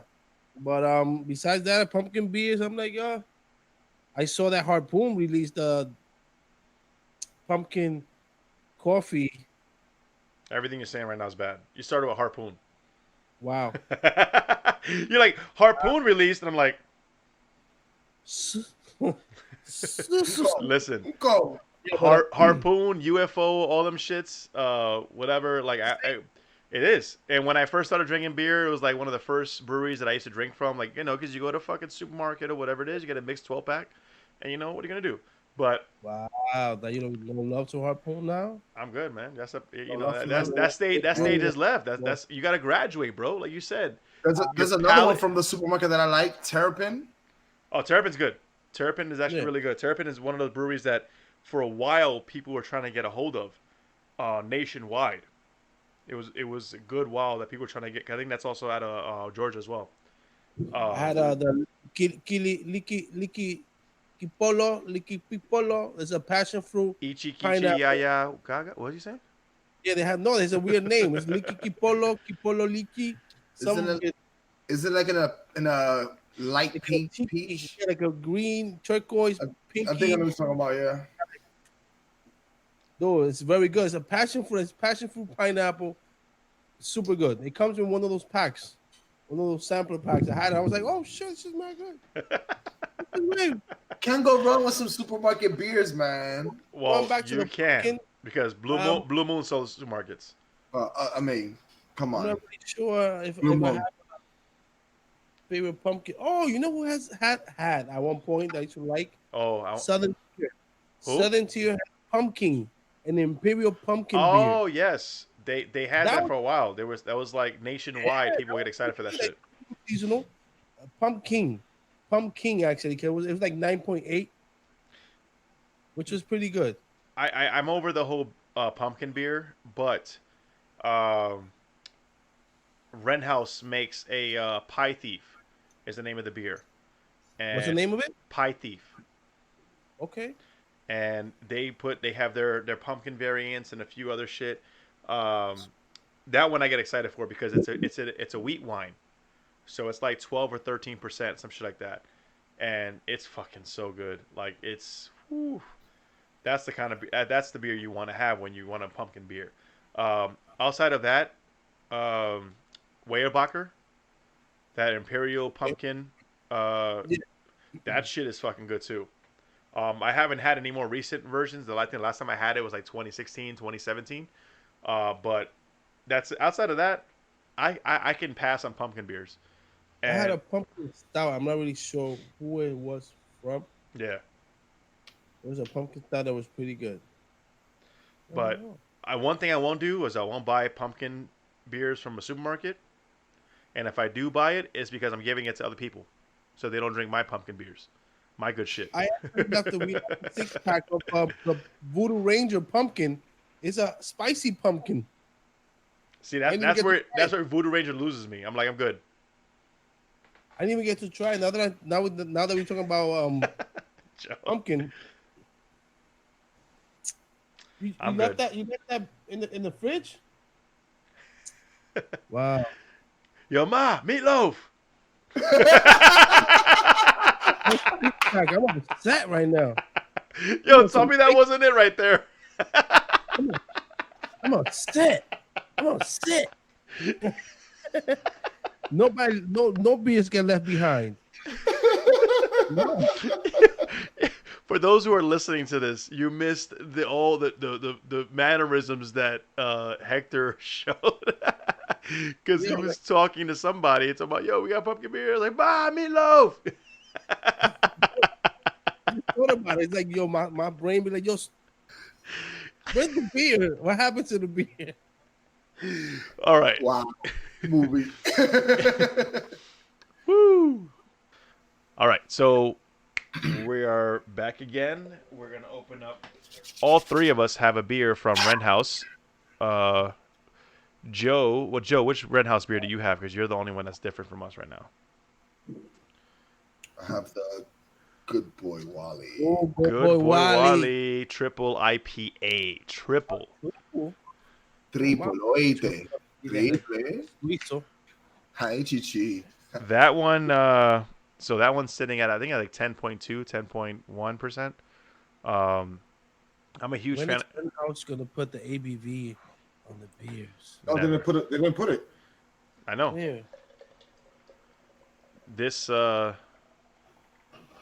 so while he pours up his Good Boy Wally, Hector and I are going to pour up this Full Hollow. Full Hollow. Mira, un juguito. Yeah, man. Juguito. Tiene puñito también, tú verás. You're not this. Este juguito, that's going to change your life, bro. That right there, that Wally's. So the Wally Series from Ren House, for those of you who haven't had it, that's their triple IPA series. It started off with Good Boy Wally, Bad Boy Wally, Sad Boy Wally, Where's Wally, Big Wally, Strong Wally, Cold Boy Wally, Pool Boy Wally, Birthday Wally. Like, there's so many Wally. I forgot I said. Man Wally. No, but it's a great series.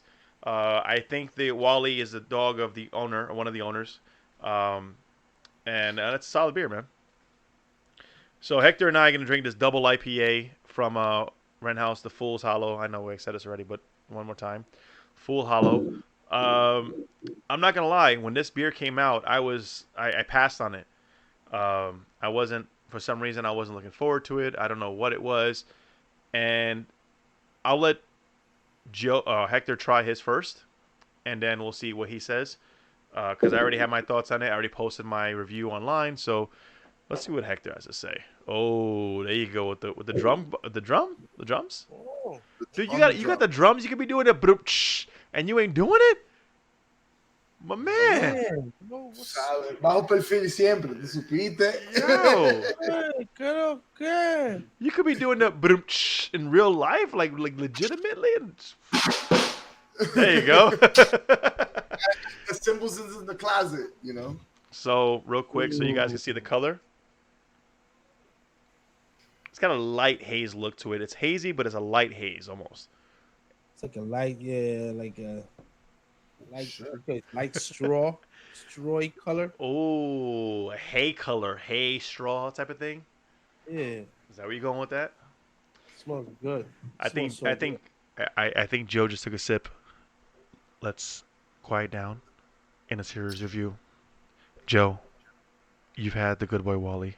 Explain to us what you're tasting. Talk to me, bro. Talk to me. Yo, this triple is sweet, but it does have a punch to it. Mm-hmm. It's not as bitter. I was expecting it to be more bitter. Yeah. Very aromatic. I love the smell of it. Okay. Yo, it looks like a juguito, but it's something that I definitely would not do a chuggy chuggy. No, hell no. Is it wait, is that because the punch or because you want to enjoy it? Both. Because Okay, it's good. I'm good with this. Like I could sit down and have a nice conversation, chill, Yeah. sip through it, and enjoy it and love the taste. All right. Again, it's not as bitter as for a triple. It's not as bitter, and it's not as heavy too. But it does have a punch, like at the end, like. Like, hey, this is a triple IPA, fam. Don't get too comfortable. Yeah. Okay, I'm gonna take this one easy because Don't play no games, bro. good boy Wally is gonna turn to a bad boy Wally really soon. A bad boy Joe. Don't play Bad no boy games, Joe. bro. Muchacho. No triples be hitting you. Como dicen los chamaquitos, they just be buzzing, bro. They be buzzing. Yeah, man. but no, it's good. It's good though. Good stuff. Hector, how you liking this full hollow? Like Bro, I said, I already had it. So good. This is so good. I had it. I had 2 sips of it. It leaves you like a hop layer, like a hop thin layer in your palate that you keep tasting it over and over. Oh, so it just kind of like sits The there. bitterness is like hop dust.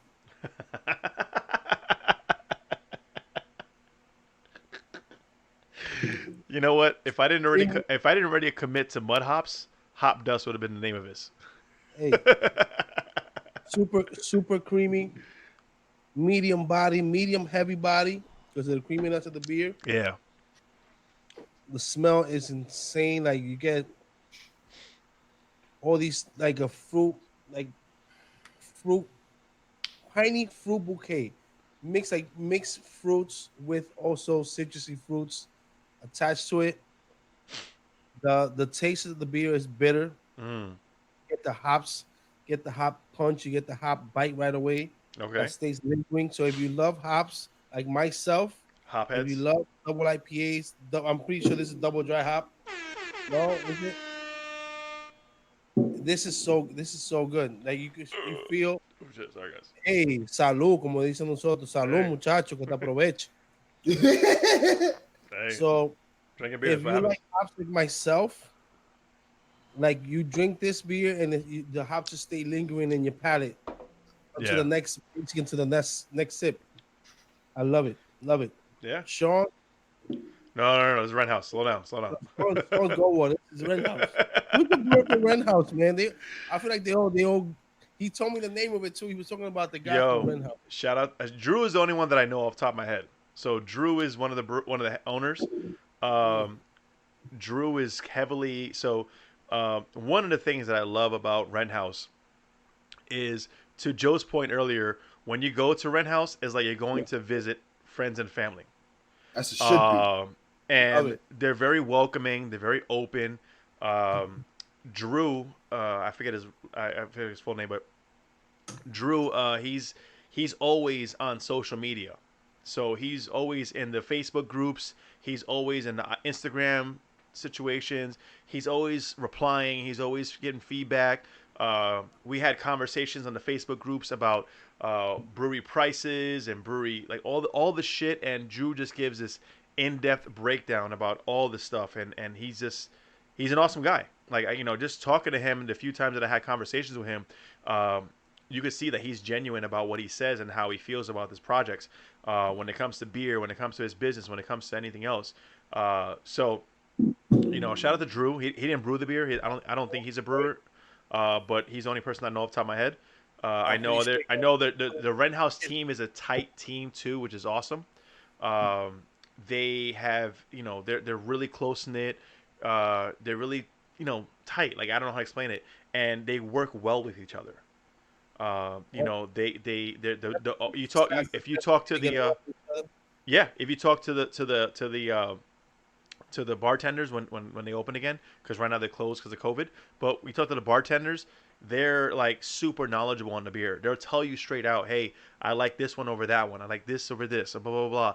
I love that. I love that about And food. they'll have a conversation with you, assuming they're not too busy, about the beers and everything else. So they're very open there. So that's one of the reasons why I love going to Rent House. I love Rent House beers. The beers are great, and the hospitality matches that, and that's That's awesome. awesome. Yeah, like when the beer tender um has something to say about the beer, has knowledge of what they're What they serving, Yeah. Yeah. makes everything so much better, so much easier for you actually to get to the beer that you actually like, because Yep. they'll be like, well, we have these three IPAs, but this one has this one has more citrusy, this is more on the bitter side, dank side. So that's awesome, man. That's good.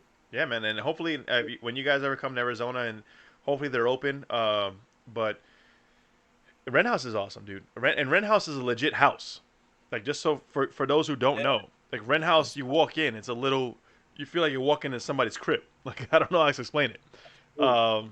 Oh, And it's like it's such a it's one of those things where it reminds me of it's a little house right next door to it is a fucking supermarket store or whatever. It's like on a street, like a neighborhood, and it's right. But it's a dope little spot. It's an awesome little kickback spot that they got. The atmosphere is dope. Whoever's playing music, the music's hit or miss. People have different taste. But it's a dope little chill spot. Um, but yeah, shout out to Rent House. This Fool Yeah, Hollow. to add to that, I believe that beer tenders should have knowledge Hmm. of what goes into the beer, hops, hops and any adjuncts. It helps. So I'm all forward for the bartenders to get their classes in on some hops and get the names acquainted. Not get acquainted with the names of the hops. Yeah, That's what I'm trying to not say. Okay. just like, oh, I don't know what they use. It just new. Yeah, yeah. Somebody be like, "Oh my god, this beer's so good. What hops do you put in this IPA?" Uh, Green. I actually don't know. But once they be like, "Oh, we had a picture, Oh we had man. a tweaker," you be like, "Oh, cool, cool." You start the conversation, but not everybody knows about hops. Not Yeah, everybody yeah. goes there now knowing about hops. So it's like, all right, I see it. I call myself on the brewers side, asking Yeah, me like being, go get the guy in the back. Go tell him to come over yeah. here. What you mean you don't know what the hops? What you don't know shit? I wonder, You supposed to know, does that make a difference in tipping? you're supposed to know this, man. No, seriously, does that make a difference in tipping? What? The knowledge of hops, knowledge of the beer. Yeah, to me, it makes a difference because I feel that it's more of a connection Okay. with the brewery, and just the connection of us going to get taste some good beer. If you have more knowledge, it makes us more at home. Like to me, Yeah. I'll be like, "Oh, he knows about his hops." You'll be like, "Oh no, we added some Sabro hops to this and some on Tweaker." Like, dude, I've been to breweries that they have no clue. They're just like, let me see. Mm. I'm like, dude, I could read that myself. I could read the uh, menu. we double dry hopped it with I'm not really Enigma. sure. I'm gonna ask the brewer next time. Next time he's around. Okay, Or bro. Thanks. it's on the can. Maybe they Yeah, can't do it. let All me right. go on tap. Might as well Yeah. to Right. find out. You know. All right. So now comes. I wanted to add. This is the first episode I'm gonna add. I don't want to call it this or that. I want to call it the brewery versus something like that. okay. Brewery versus or whatever it is, right? And the way we do this is one has to go forever. Obviously, it's hypothetical, right? So if we say, hey, one of these breweries has to go forever, which one would it be? So for this first one, we're gonna do some of the pioneers. in craft beer. Some of the biggest pioneers. We do option A, Dogfish Head. Option B, Stone Brewing. So this is where we're gonna get into some really deep conversations. So we've all had their beers, and for those who don't know, Dogfish Head is known for their 60-minute, 90-minute, 120-minute IPAs. And their new 75-minute IPA. And the 75-minute, released the all market. the different minute IPAs, because there's different like fucking, there's like, oh, here's a 50-minute IPA, here's a 25-minute IPA. I don't know, I'm making shit up now. But they also have a ton, like they have the what's the sea salt goza one that they have, Sequencher. Sequence. So they have a ton of beers, and they can pretty much be found almost anywhere on the East Coast, and in most other states as well, like throughout the nation. Even here. Even here in Tennessee. Yeah. Stone Brewing, Stone IPA, Ruination, the Woot Stout. I don't know if you guys get that over there. The Woot Stout is with I forget the actor's name, but it's every year they come out with a new stout. And Joy By, all those different style of beers. So these are two companies that are, in my opinion, are titans of the industry because they've been around for so long. I mean, shit. Stone Brewing has a brewery in Virginia and in Germany now. I mean, it's been more like 6 years now, give or take.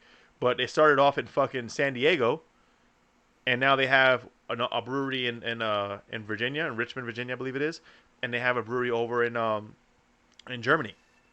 Since Dogfish Head opened up in the past year, I think it was a year ago, Dogfish Head merged with Samuel Adams. Sam, yeah. So they really merged. They bought him out. Bought him out. I think it was a merge. I think it was a merger. No, I think it was bought out. I was reading up on it. Regardless of what it is. Regardless of what it is. These are two, prior to everything else, these are two big, when you talk about craft beer, these are the two names in 5 years ago that would always be in a circle. Always. Right. So let's start with Hector, because I know Hector, he's had both sides. So if you had to get rid of one has to go forever. Stone or Dogfish Head? Wow, because let me see. Stone has that sampler pack, the IPA Express sampler pack that has those are really, really good. Arrogant Bastard. It has the Tangerine Express, has the Hop Devil, the Hopsecutioner. Mm-hmm. They have a few like 4 IPAs that are very, very good. You can enjoy all of them. Very, very cold. What else I've had from Stone? I had like 2 other Stone beers. But Dogfish Head also has the 90 minutes, the 120, has the Maduro, has the They have a Maduro? The Namaste. Yeah, it had the Palo Santo actually. It's like a brown ale. Palo Santo has the Namaste, has the beer. The Namaste is good. Beer you make music to. Oh yes. Yes. Yeah. Higher Mathematics.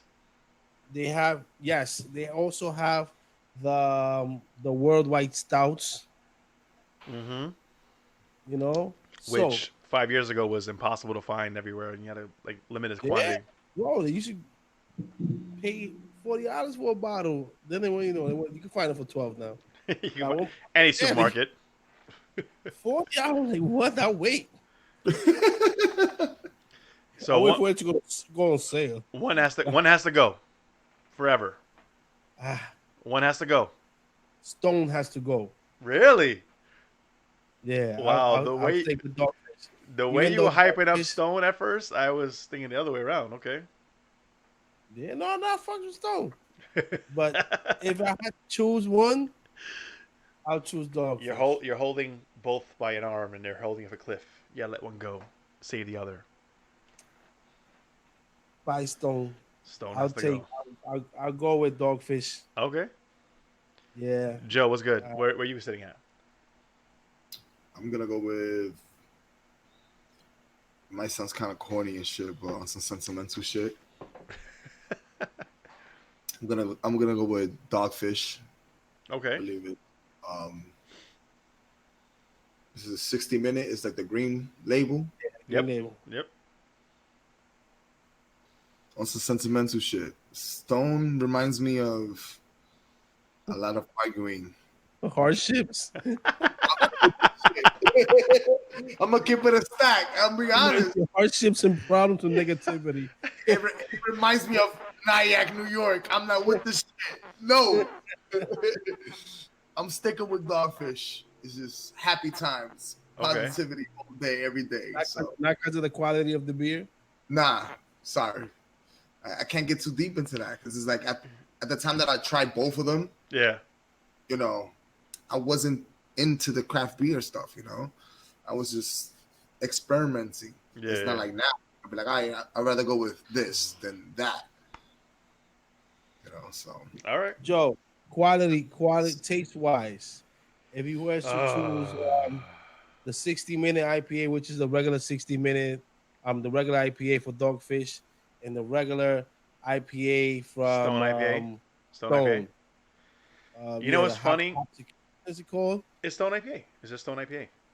Yeah, I know what you're talking about. The basic one? Stone. Yeah, the regular Stone. Yeah, the regular green Devil Stone. Yeah. Um, I'm on the fence, and this is a difficult one, and I'm the one that came up with the fucking topic.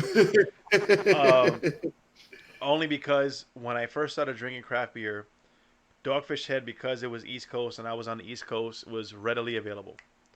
But when Stone would come out and I would go to different places, so I would go to restaurants, I go to bottle shops or whatever it is, and they had Stone Brewing, I was hype. I was like, yo, give me that, because I know, you know, it's hard to get. Stone put me on to a lot of different styles that I wasn't familiar with at first. So let me give you an example. Stone did what they call, I don't know if it's Master of the Skies or some shit like that. Basically, it was a golden style stout. And it was a first time, and I've had stouts before. And it was the first time I had a stout that didn't look brown or black. And I drank it, and it was like, yo, this is fucking amazing. How is this not a stout? You know? Now, Dogfish Head, like, they expanded my palate, like, to a whole nother level, too. So, I don't know if, Hector, you remember, there was a series that they were doing with wine barrels.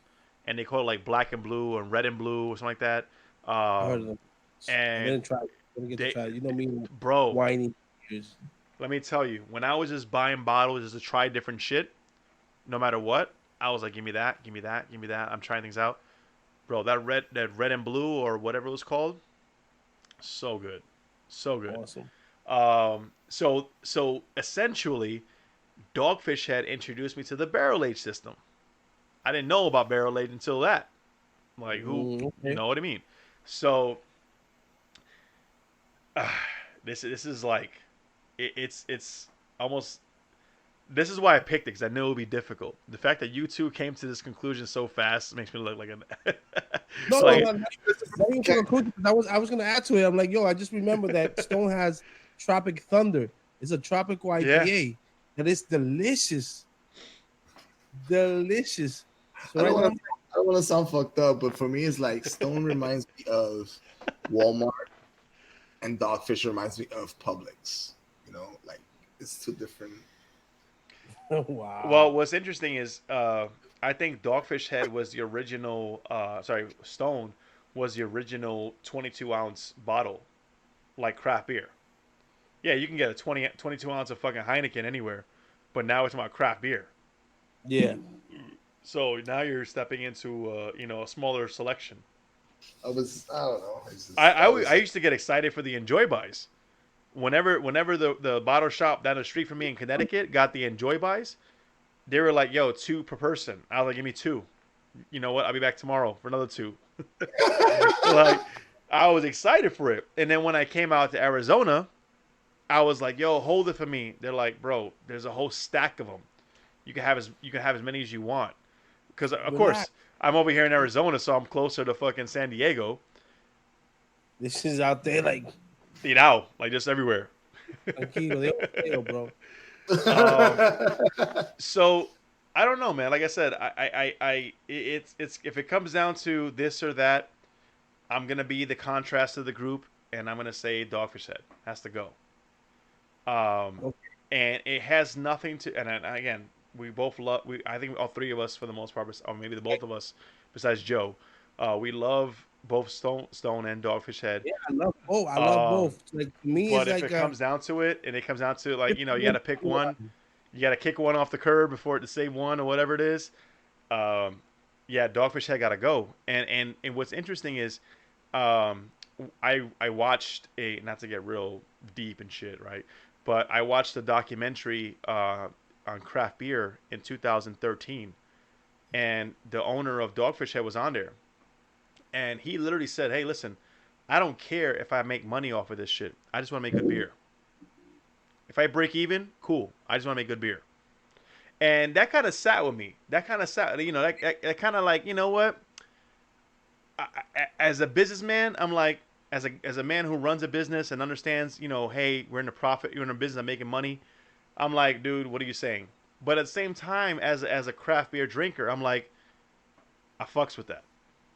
yeah, because You know what I mean? Like, good beer, more people gonna come. yeah. So, But it's like it's but one of those things where that like I said, that's you know I love Dogfish Head, but Stone has done more for me as far as expanding what I know and what I don't know than Dogfish Head has. And it doesn't take away anything from Dogfish Head. It just means that if I'm here to pick one, that's all I pick. I'm going with Dogfish 51-49.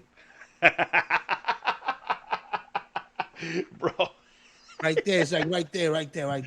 50, Right there. 50.5555. Yo, it's like right there. It's like shit. No, it's this is why I picked this, right? So this is why I wanted to have these conversations, because these are the conversations that open up new discussions that we probably never thought about or we never thought we would have. So when we have this brewery versus, I think I might call it brewery versus, I'm not sure. But we have that. It gives people an opportunity, because I've had conversations like that, and I won't. Bruce. Huh? Bruce's. Oh, Bruce's.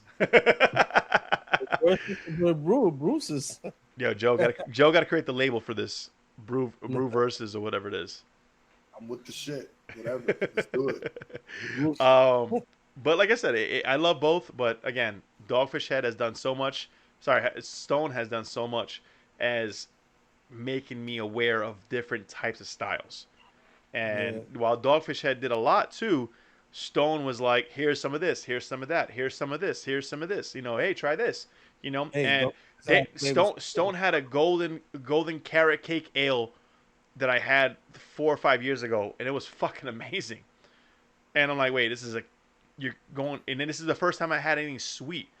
They had a Japanese green tea IPA. They were just throwing shit out like, yo, try this, try this, try this.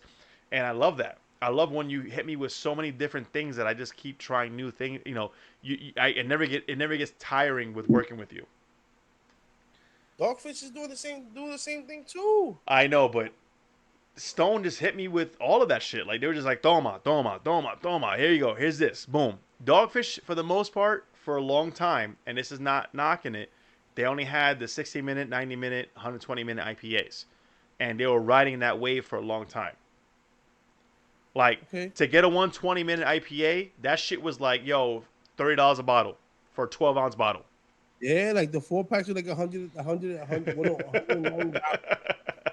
Yo, they had to cover up the my boy was telling me in California, they had to cover up the ABV on it because it fluctuates between 18 and 20% depending on how old it is.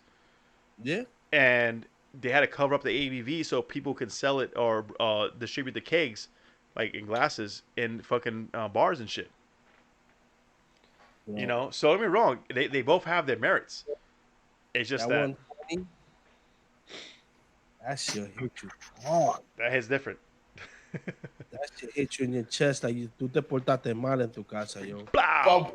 Let me Yo, tell you. boom, yo. Let me tell you. I, in my teenage years, 17 years old, I don't know what possessed me. I had the balls to flinch at my mother like that.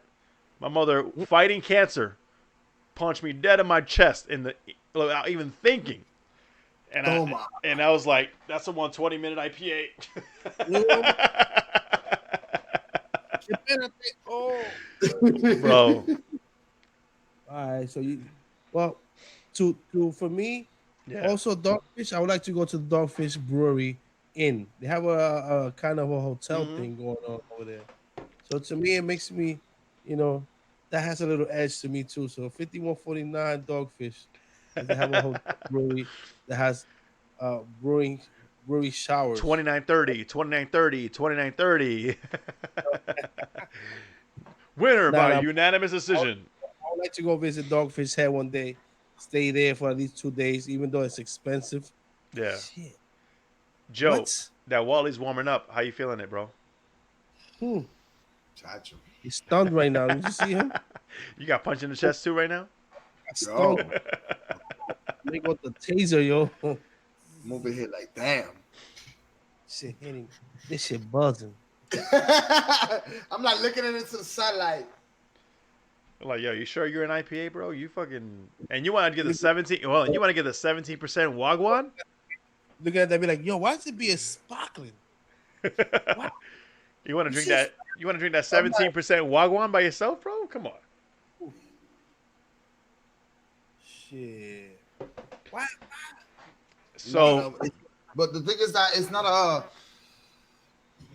Damn, it's like you know what this reminds me of? Damn, it reminds me of like a college night, a bad college night drinking.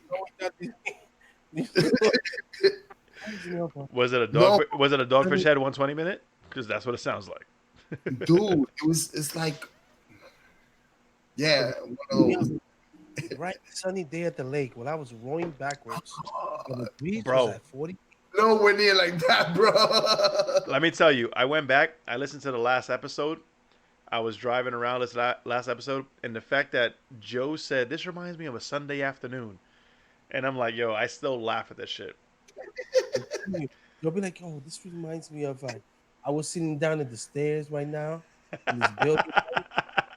It was all there ciphering and shit, and it tastes like that smoky. You had to see this. The serious clouds were forming a nice formation that looked like a sea turtle. Like, yo, he was so precise. Joe is the worst person to drink with because Joe goes back to like either a good memory or a bad memory, and it's a 50-50 chance whenever you fuck with him. He's like, you're like this. You're like, how you like this? What's he gonna say? What's he gonna say? Nah. He's like, yo, this was a good night. I was chilling with the homies. Oh, que bueno. I'm so happy. And you're like, other side, yo, this is a night that I got locked up. Shit was bad, bro. You don't know, man. Like that's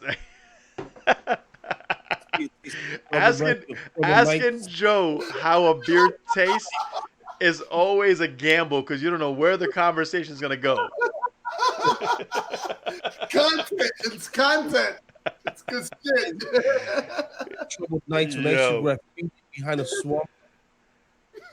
So, we talked a lot about Untapped. Pros and cons, the bullshit, the nonsense, everything else.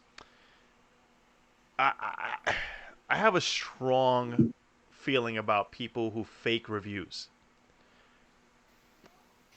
You ever like talk to your boy who hypes something up, and then when he gets it or whatever it is, he knows his shit, but he'll feed you the bullshit because he don't want to seem stupid. Yeah. You know what I mean? Like he's like, yo, when this comes out, it's gonna be fucking dope and blah blah blah, whatever it is. And then he gets it and he's like, my man, this is dope. I don't know what you're talking about. This is fucking dope, blah blah blah blah. No. And I think people and this, because they don't want to feel like they got. And what got means to people who don't know is they were fucked. So they're like, yo, this is the no, you don't understand. This brewery's the best, blah blah blah, whatever it is. And you're like, my man, it tastes like rag water. We all know it tastes like rag water. Who you bullshitting on? Yeah. And I really feel like a lot of people out there, whether it's Untapped, Instagram, or whatever it is, excuse me, they say shit like that because they don't want to feel like they got screwed. It's like a defense mechanism. That's what it is. Yeah, it's They're still gonna vouch for their brewery, for their favorite beer, whatever. Like every brewery has a bad beer. I don't care who you are. Every brewery has a bad beer. facts. There's one beer that was at least minimum. I'm saying minimum one. There's probably more than that, but at least a minimum one that you're like,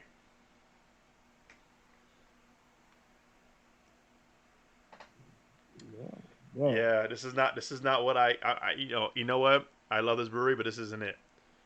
And you probably won't say it out loud, but you thinking it. Now you have to say it out loud though. Like No, but that's what I'm saying. People will be like, yo, Untapped, boom, another banger, another hit, da da da da. Like, come on, bro. We all tasted the same shit. Everybody's palate is different, so what might be good to you may not be good to other people. And I get that. So you have to, if it's good for them, maybe their palate is not, it's different. Everybody's palate is different. So I'm a huge fan. I'm a person who believes in the majority. I'm not looking at the minority. I'm looking at the majority. And if the majority say shit is whack, shit is whack. Okay. Now, do I believe that people have the opportunity to say, yo, I don't know what all you guys are saying, but I dig it. Yeah, it happens. But when it happens too frequently is what I'm saying. Because you don't want to feel like, again, you don't want to feel like you got, or you don't want to feel like, you know what, I don't want to shit on my favorite brewery. That's when it's a whole difference. Like there's a pattern. You have to be able to show your, hey, I love you guys, but what the fuck were you thinking when you made this? You know what I mean? I'm guilty. I'm guilty of that. Which one? To an extent. At one point, Gun Hill Brewery, they had a brewer that wasn't, he was regular. He was a Reggie Miller. Reggie Miller. Not to knock Reggie Miller, bro, because Reggie Miller's a legend. But that's what we call regulars. I know, I get it, but Reggie Miller's like, yo, fuck my name. At one point, Gun had his Reggie Miller. So during that time, my boy, was going with me to breweries during that time, frequently. Yeah. And he hated Gun Hill, bro. He hated it. But me, I'm like, I know Gun Hill can make better beers. I was like, nah, bro. This is good money, bro. Don't knock it, bro. Don't like, yo, this shit tastes like it's just nasty. Fuck Gun Hill. No. To the point that I like he stopped hanging out with me every time I used to go to Gun Hill. Nah, I'm not going. I'm going somewhere else. I'm not going. Where you at, Gun Hill? I'll see you later. Bro, like, nah. And still to this day, now Gun Hill is throwing out heat. They changed brewer. Yeah. Shortly after that, they changed brewer. I believe Chris, the brewer from Gun Hill, does awesome beers, very creative, innovative. Throwing out heat, and my boy still knocks Gun Hill, bro. I'd be like, yo, please, bro. Yo. Please believe, please. This Gun Hill beer, bro. I sent him a screenshot. He sends me back a fucking picture of hot garbage, bro.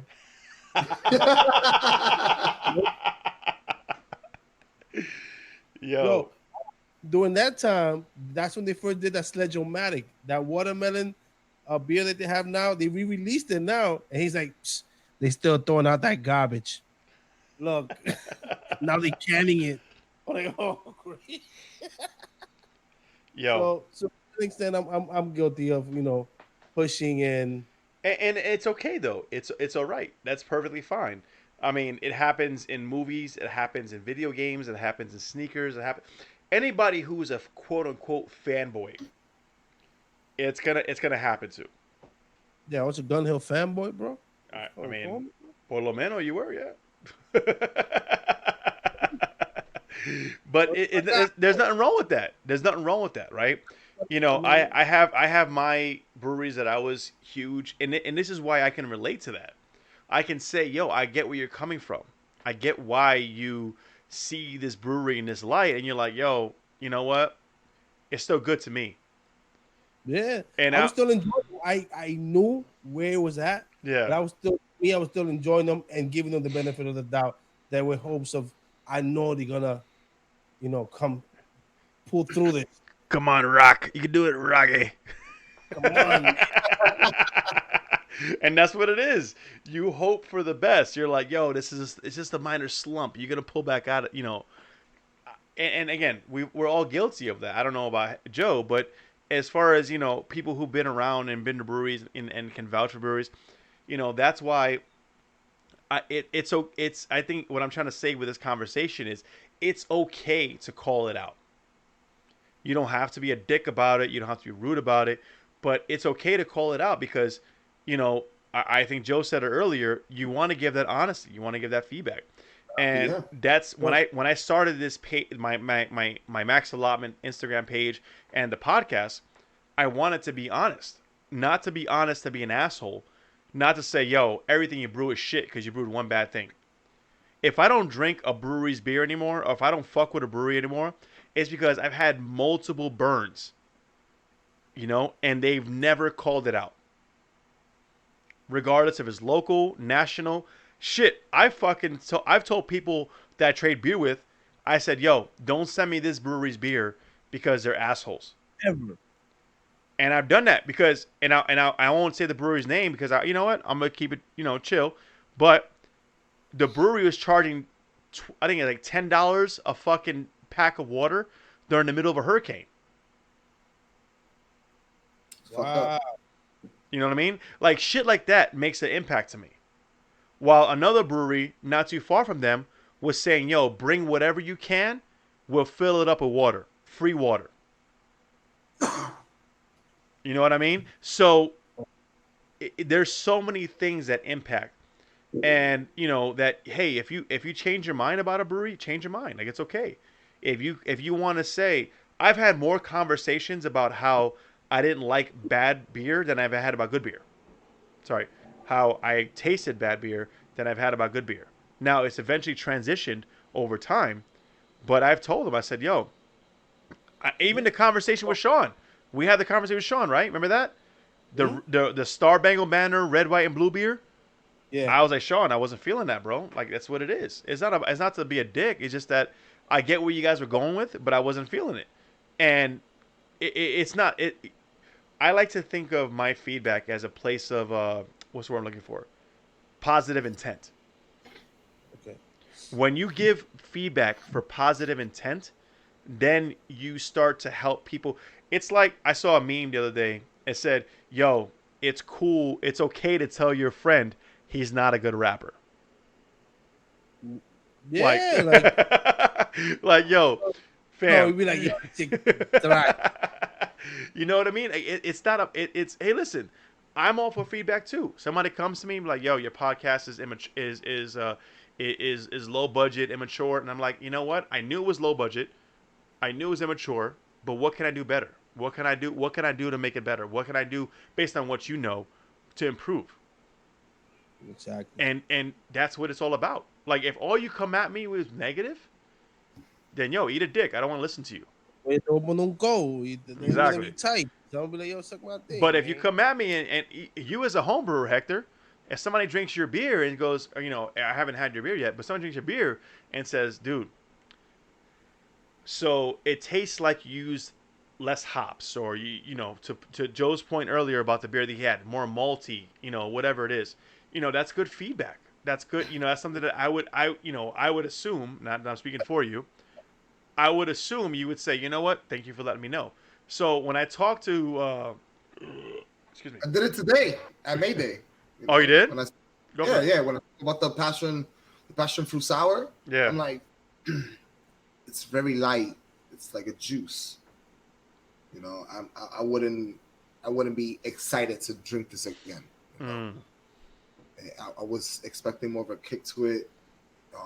was like drinking a chinola juice regular on a Sunday, to be funny. Yeah. But wasn't nothing hype about it. He was like, "Oh, really?" I'm like, "Yeah, really." Like I'm not hype about it, but it's a small batch. They're trying it out, Yeah. So I get it. And that's perfect. That's what it is. And that's where if you as a creator of any kind, whether it be beer, podcasts, movies, music, whatever it is, if you can't sit there and accept the feedback, you have to look at, again, you have to look at the source, right? There are some sources that are all negative. I get it. But then if you look at somebody as like, hey, listen, I'm your boy, let me tell you what's what, you have to accept that. You have to take a step back and say, hey, I needed to hear that. And this is where Mayday had gained another customer, a fan, because of that. Yeah. Like my interaction with the dude, honestly, I was sitting at the corner of the bar. I'm like trying to study the beer. I'm reading on the beer, tasting it, XYZ. The dude is standing with his girl, right? The head brewer is standing with his girl right next to me. I'm about to leave because I'm looking at the time, and I was like, "Yo, you could take my stool. I'm about to close my tab." He comes up to me and he's like, "Hey, I was noticing and conversation immersed, and the dude was super open about understanding where I came from as a rookie. Yeah, that's getting heavily into like craft beer. What I thought about this beer, what I thought about X, Y, and that's super fucking dope that you take all that feedback. You're like, yo, that's cool. And I'm gonna tell you about this project, this podcast, and you're like open and willing to like get into this conversation because that helps you out more to understand what the public is looking for, what they like theme for, and fucking go from there. There's a lot of other people that they want to shy away from that because they're so egotistic, They have their own little bubble. Yeah, like come on, bro. Like, let's say if Hector goes over there and be like, nah, you know what? I like this quimalito, that reminds me of XYZ. I think it's gonna be like, oh, word, I hear other people talking about that. Let's do some shit. Yeah. Boom. You blow up you connect more with the community where people are asking. But man. No, it's 100%. I can't speak for all brewers. Every brewer is different. Every personality is different.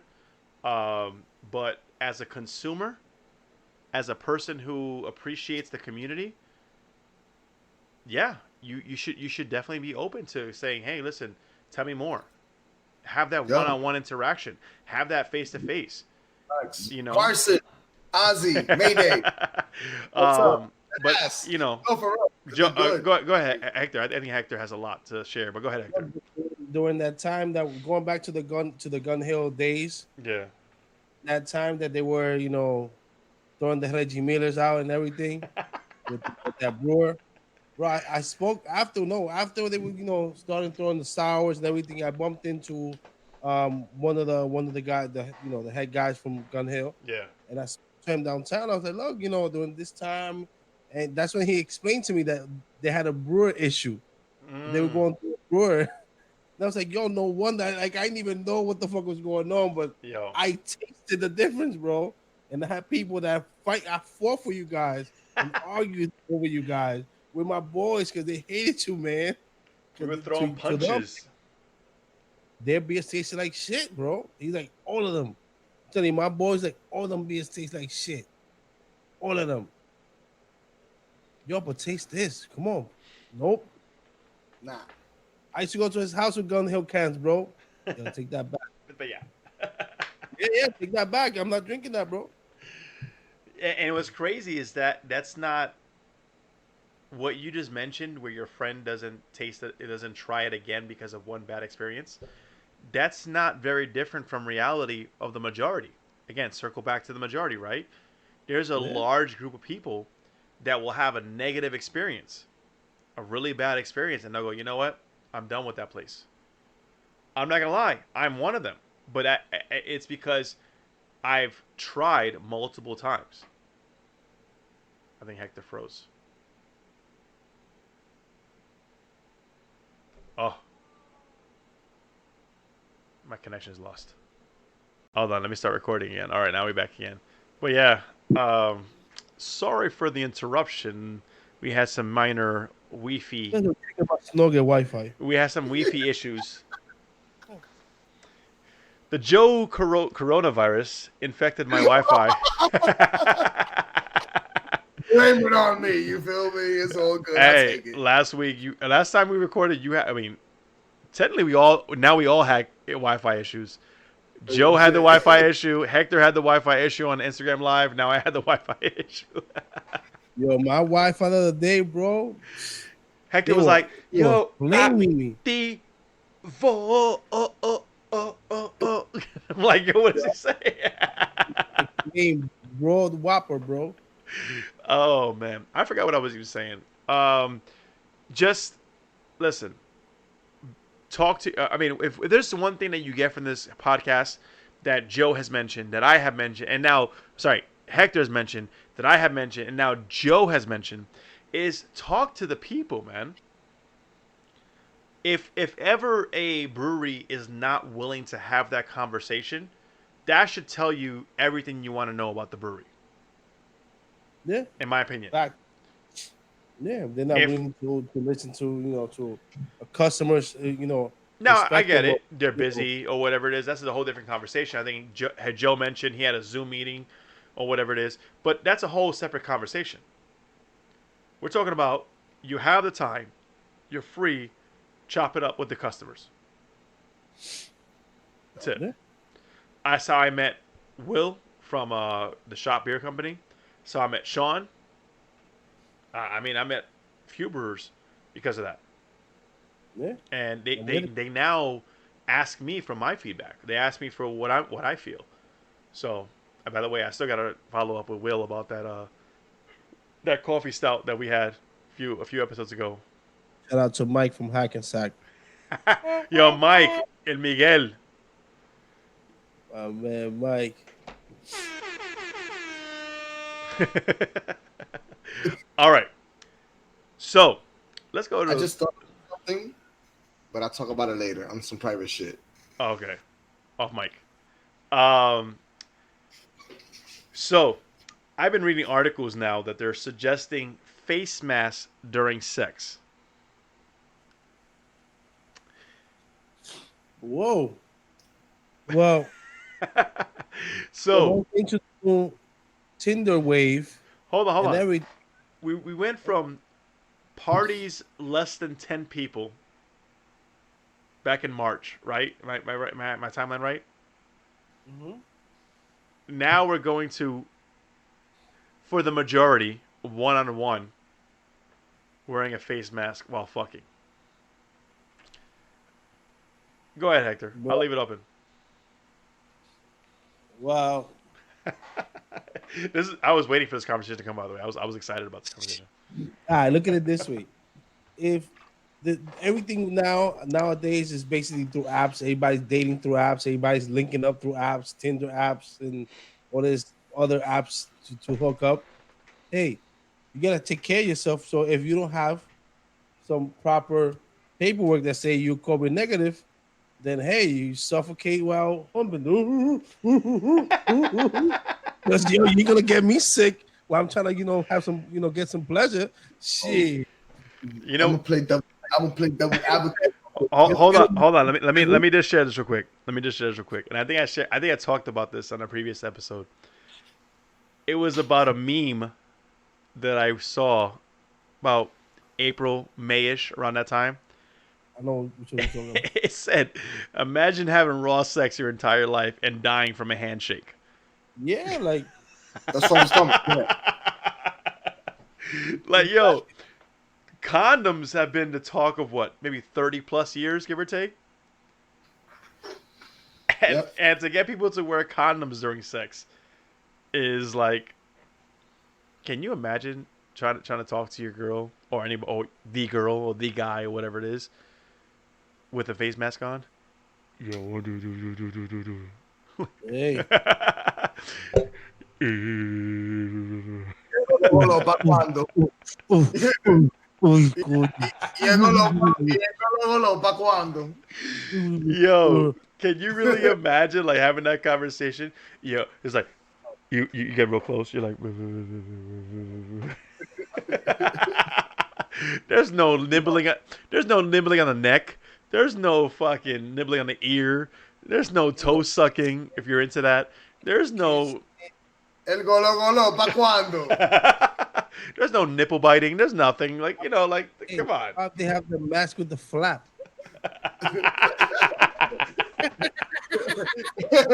El golo golo, ¿pa' cuándo? Dime. Yo. Déjame subirme la máscara.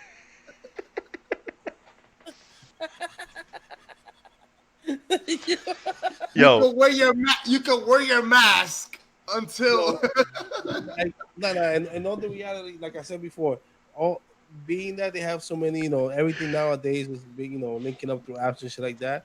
Hey, if you're gonna link up to fuck, one night kind of thing, and if you don't got no proper paperwork to say that you're COVID negative, then hey, if you want her to wear your mask or you want him to wear his mask, whatever, by all means do it. Listen, if there is one thing that COVID has taught me.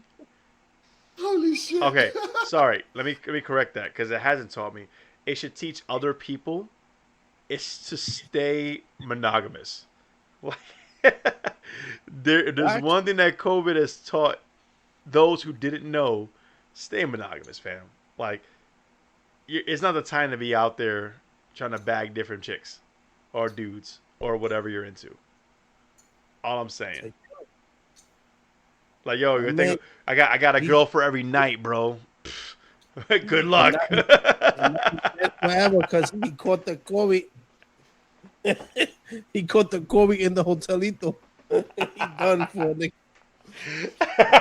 It wasn't even the chick, It was the person before that left the COVID in the fucking quilt. Now I'm dead. Yo, COVID in the quilts, bro. That's fucking horrible. That's what I'm saying. Like, yo, you didn't even know no more. That shit stood in the hotel roaming around, waiting for the next victim. Hi, my name is COVID. Nice to meet you. Whoosh. My friends call me Corona. Nice to meet you. That bridal party that led 7 COVID cases and 3 deaths. Yo, Joe's got to piss himself. Did you hear about that shit? No, what happened? What? A bridal party, right? In Maine that led to 147 cases and 3 deaths. Bro, have you seen the stories of the weddings that people are having? Look, I'm in that industry. I'm the side business. I got a wedding this weekend. You put your mask on, bro. You gonna DJ with your hazmat suit? Yo, Joe. DJ, no me tocas. Yo, by the way, that was a chair. The COVID comes out in the flash. Wait, what?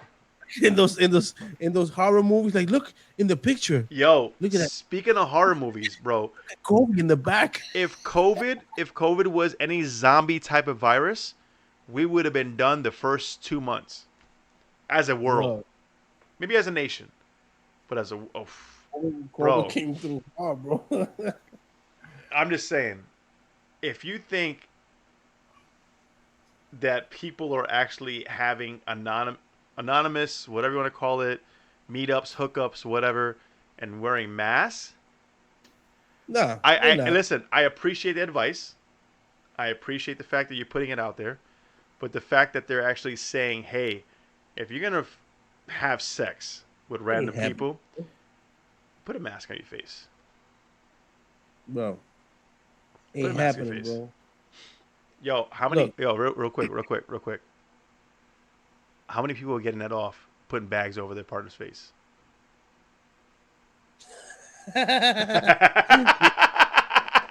Yo, I'm protecting you and protecting me. Put the pillow over your face. Wow!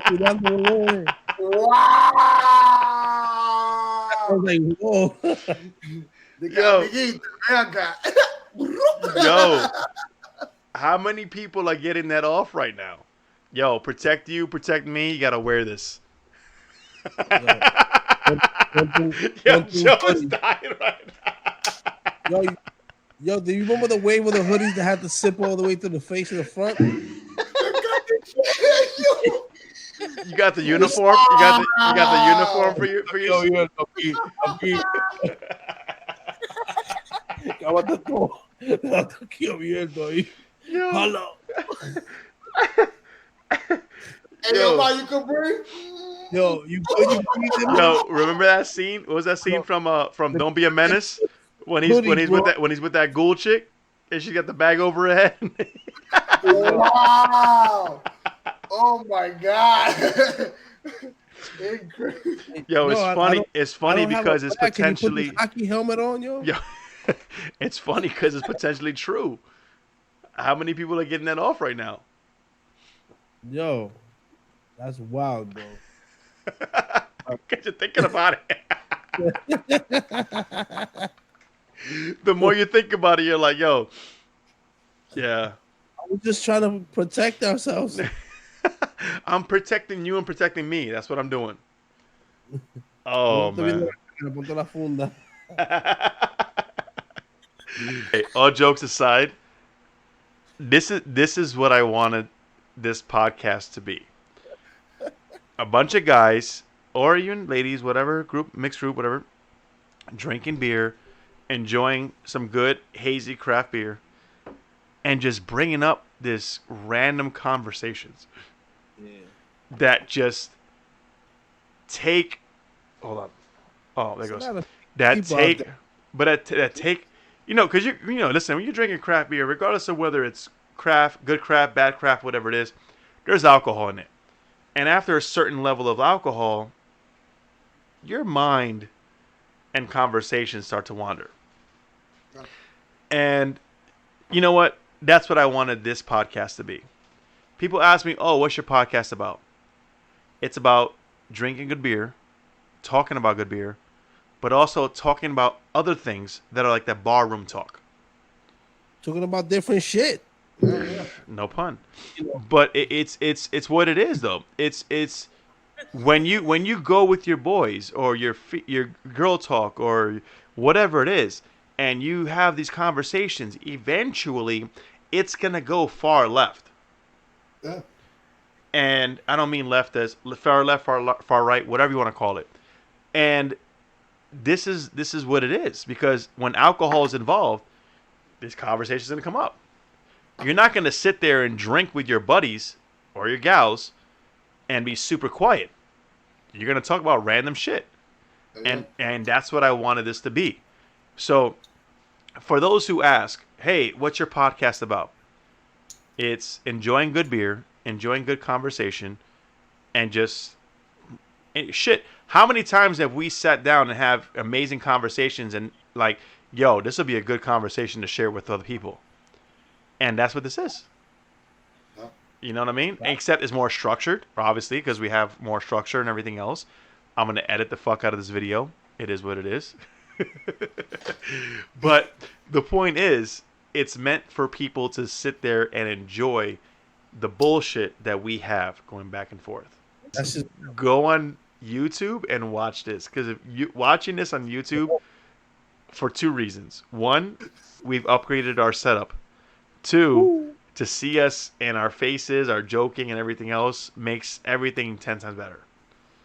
So Joe, to wrap it up, bro, because you got to eat your burger with your sweet potato fries. What's good? Everything's good. This life is good every day. All right. Good. There you go. That's it. You know? All's good. Love, and good. Positivity always. Good craft beer. Don't drink that nasty shit. Expand your palate. Do not be scared. Venture out. Ask questions. A question is not a stupid question. You want to find out about a beer that you like or find out about a beer that you dislike? Ask questions. Please. For once. It's okay. Take it from me. Word. What's up? You already know. Hector, what you got? Salud. Same thing. Breweries is a new wave. Go out to breweries, enjoy different flavors, different styles, bump into different people, have different conversations about life and about beer. Expand your palate, expand your horizons, enjoy some good craft. Y recuérdate que Que la mierda hiede. I won't repeat. I won't translate what he just said. Yes, everybody enjoy good beer. Continue to drink good beer. We talk about it all the time. Drink local. Drink local. Drink local. If you want to get back to your communities, you want to get back to your people, drink local. Search. It's an easy way. Search it. Wherever you at, search it. Breweries near me, just go to the first brewery that pops up and go there and ask them where is the next brewery, what other breweries are around here. Yeah, man. And the brewers, the beer tenders, whoever's in the brewery scene will let you know and guide you to some other good beers. And that's how everything starts. So just go out. 100%. Yeah. Subscribe, follow, like, listen, all that good shit. Comment. Give us the comments. Give us the good, the bad, the ugly. Like I said earlier, we're all about that feedback. If you're about giving us good feedback, give it to us. You know, boss. But yeah, man. Thanks for riding out with us. It's been a wild ride tonight. This has been a wild conversations. You can't bring Hector anywhere, but you can. Then again, you can. All right. Have a good night, guys. Enjoy your beer. Drink responsibly. Deuces.